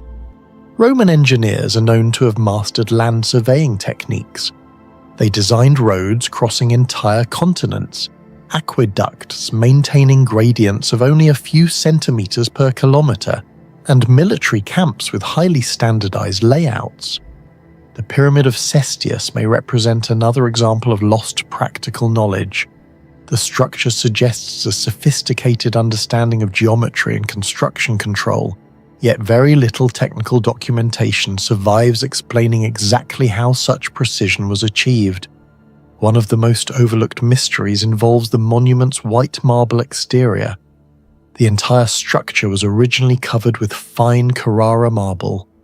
This stone originated hundreds of kilometers away in northern Italy. Extracting the marble required quarrying operations. Transporting it required roads, rivers, ships, carts, workers, animals, and administrative coordination. Every block had to arrive at the correct location and at the correct stage of construction. The logistics become even more impressive when viewed within the 330-day construction deadline. For comparison, the construction of Egyptian pyramids required enormous transportation systems. The builders of the Parthenon in Athens faced similar challenges. The Roman Empire appears to have developed an equally sophisticated supply network. Yet historians still debate the true scale of Roman construction logistics because the documentation is fragmentary. The Pyramid of Cestius may represent only a tiny surviving example of a system far larger than archaeologists can currently reconstruct. Within the monument lies a small burial chamber measuring approximately 5.95 meters long, 4.10 meters wide, and 4.80 meters high. The chamber contains delicate frescoes painted on white backgrounds. Its size presents an interesting contradiction. An enormous pyramid surrounds a relatively modest burial room. This raises questions about symbolism. Was the pyramid intended primarily as a tomb? Or was it also a public statement of wealth, power, political status, and cultural influence? Many details of the original interior remain unknown because grave robbers likely entered the structure centuries ago. Artifacts that might have explained the owner's intentions are largely missing. The surviving chamber therefore preserves only fragments of the monument's original story. Perhaps the greatest historical mystery concerns the design itself. The pyramid was built shortly after Rome's conquest of Egypt in 30 BC. Egyptian culture suddenly became fashionable among Roman elites. Obelisks appeared throughout Rome. Egyptian religious practices gained followers. Artistic styles spread across the empire. Yet the Pyramid of Cestius remains unique. Romans constructed countless tombs, but almost none adopted such an extreme Egyptian form. Why did Gaius Cestius choose a pyramid instead of a traditional Roman mausoleum? Some scholars suggest it reflected admiration for Egypt. Others believe it symbolized prestige and international influence. Still others argue that the shape carried religious meanings now lost to history. The absence of written explanations means the true motivation remains uncertain. The monument's continued survival presents another puzzle. Over 2,000 years, Rome experienced invasions, civil wars, earthquakes, economic collapse, medieval rebuilding, and modern urban development. Many ancient structures vanished completely. The Pyramid of Cestius endured. Its survival was partly accidental. During the construction of the Aurelian walls in the 3rd century AD, the pyramid was incorporated into Rome's defensive system. This decision protected the structure from destruction. Yet preservation alone does not explain its durability. The monument still depends on engineering decisions made more than 20 centuries ago. The foundations continue supporting immense weight. The concrete remains stable. The geometry remains intact. Every surviving feature points toward a level of practical engineering expertise that historians can observe but not fully reconstruct. Egypt's western desert hides one of the most isolated ancient temple complexes ever discovered. Nearly 80 kilometers south of Karga Oasis, the ruins of Dush Temple rise from one of the harshest environments on Earth. The site sits at the edge of the Sahara, where summer temperatures regularly exceed 120 degrees Fahrenheit, and annual rainfall is often less than 1 inch. Ancient travelers once knew this isolated place as Kaisis, a frontier settlement guarding trade routes that connected the Nile Valley to Central Africa. Archaeologists first documented the ruins during 19th century European expeditions across the Western Desert, but major excavations did not begin until the 20th century when researchers realized the site preserved an unusual mix of Egyptian, Roman, and Nubian engineering. What initially appeared to be a small desert temple soon became one of the strangest survival stories in ancient architecture. The greatest mystery surrounding Dush Temple is simple. By normal engineering expectations, the structure should have collapsed long ago. Much of the complex was built from sandstone and mud brick, materials highly vulnerable to thermal stress. In the Sahara, temperatures can swing more than 70 degrees Fahrenheit between day and night. Modern material science shows that repeated expansion and contraction under such conditions gradually fractures stone and destroys mortar. Yet large sections of Dush remain standing after nearly 2,000 years. Researchers comparing the temple to Roman frontier structures in Libya and Jordan found that many similar sites suffered far worse erosion despite being younger. Some walls at Dush still preserve carved edges and relief details with remarkable clarity. Microscopic studies of surviving mortar suggest the builders may have mixed desert minerals, salts, and fine clay particles into the binding material to improve thermal resistance. Certain samples appear unusually dense compared to standard Roman mortar used elsewhere in North Africa. However, no definitive formula has been reconstructed, leaving open the possibility that local craftsmen possessed environmental construction knowledge specifically adapted for hyper-arid climates.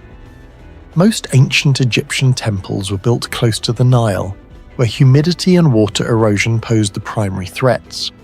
Dush faced a completely different enemy: moving sand.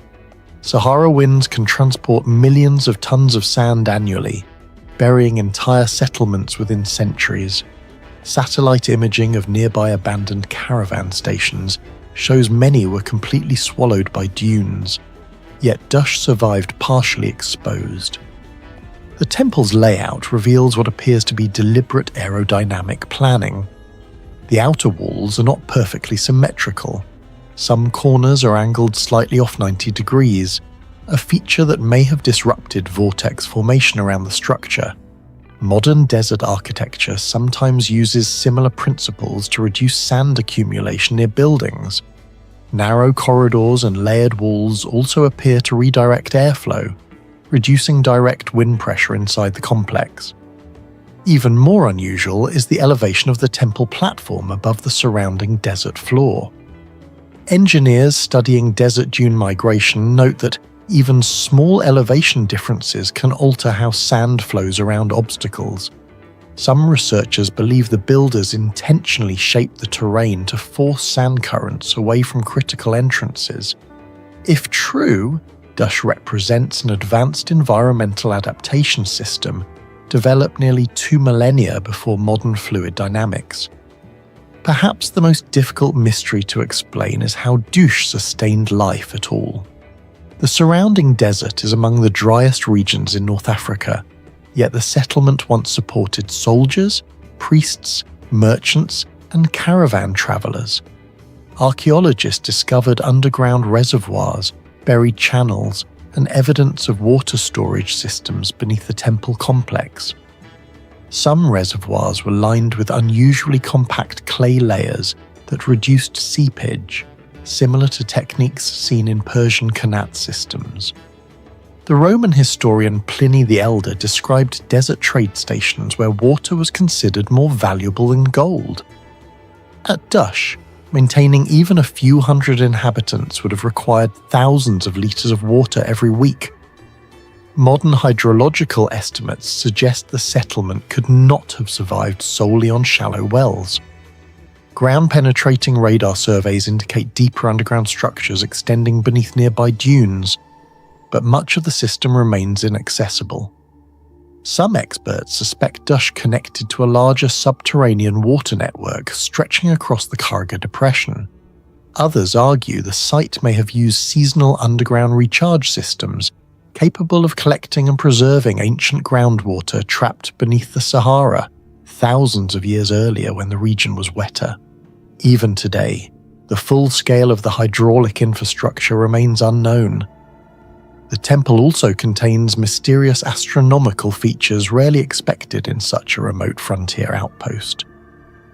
Several reliefs and ceiling carvings appear associated with solar cycles and the star Sirius, which was critically important in Egyptian religion because its rising once predicted the Nile flood.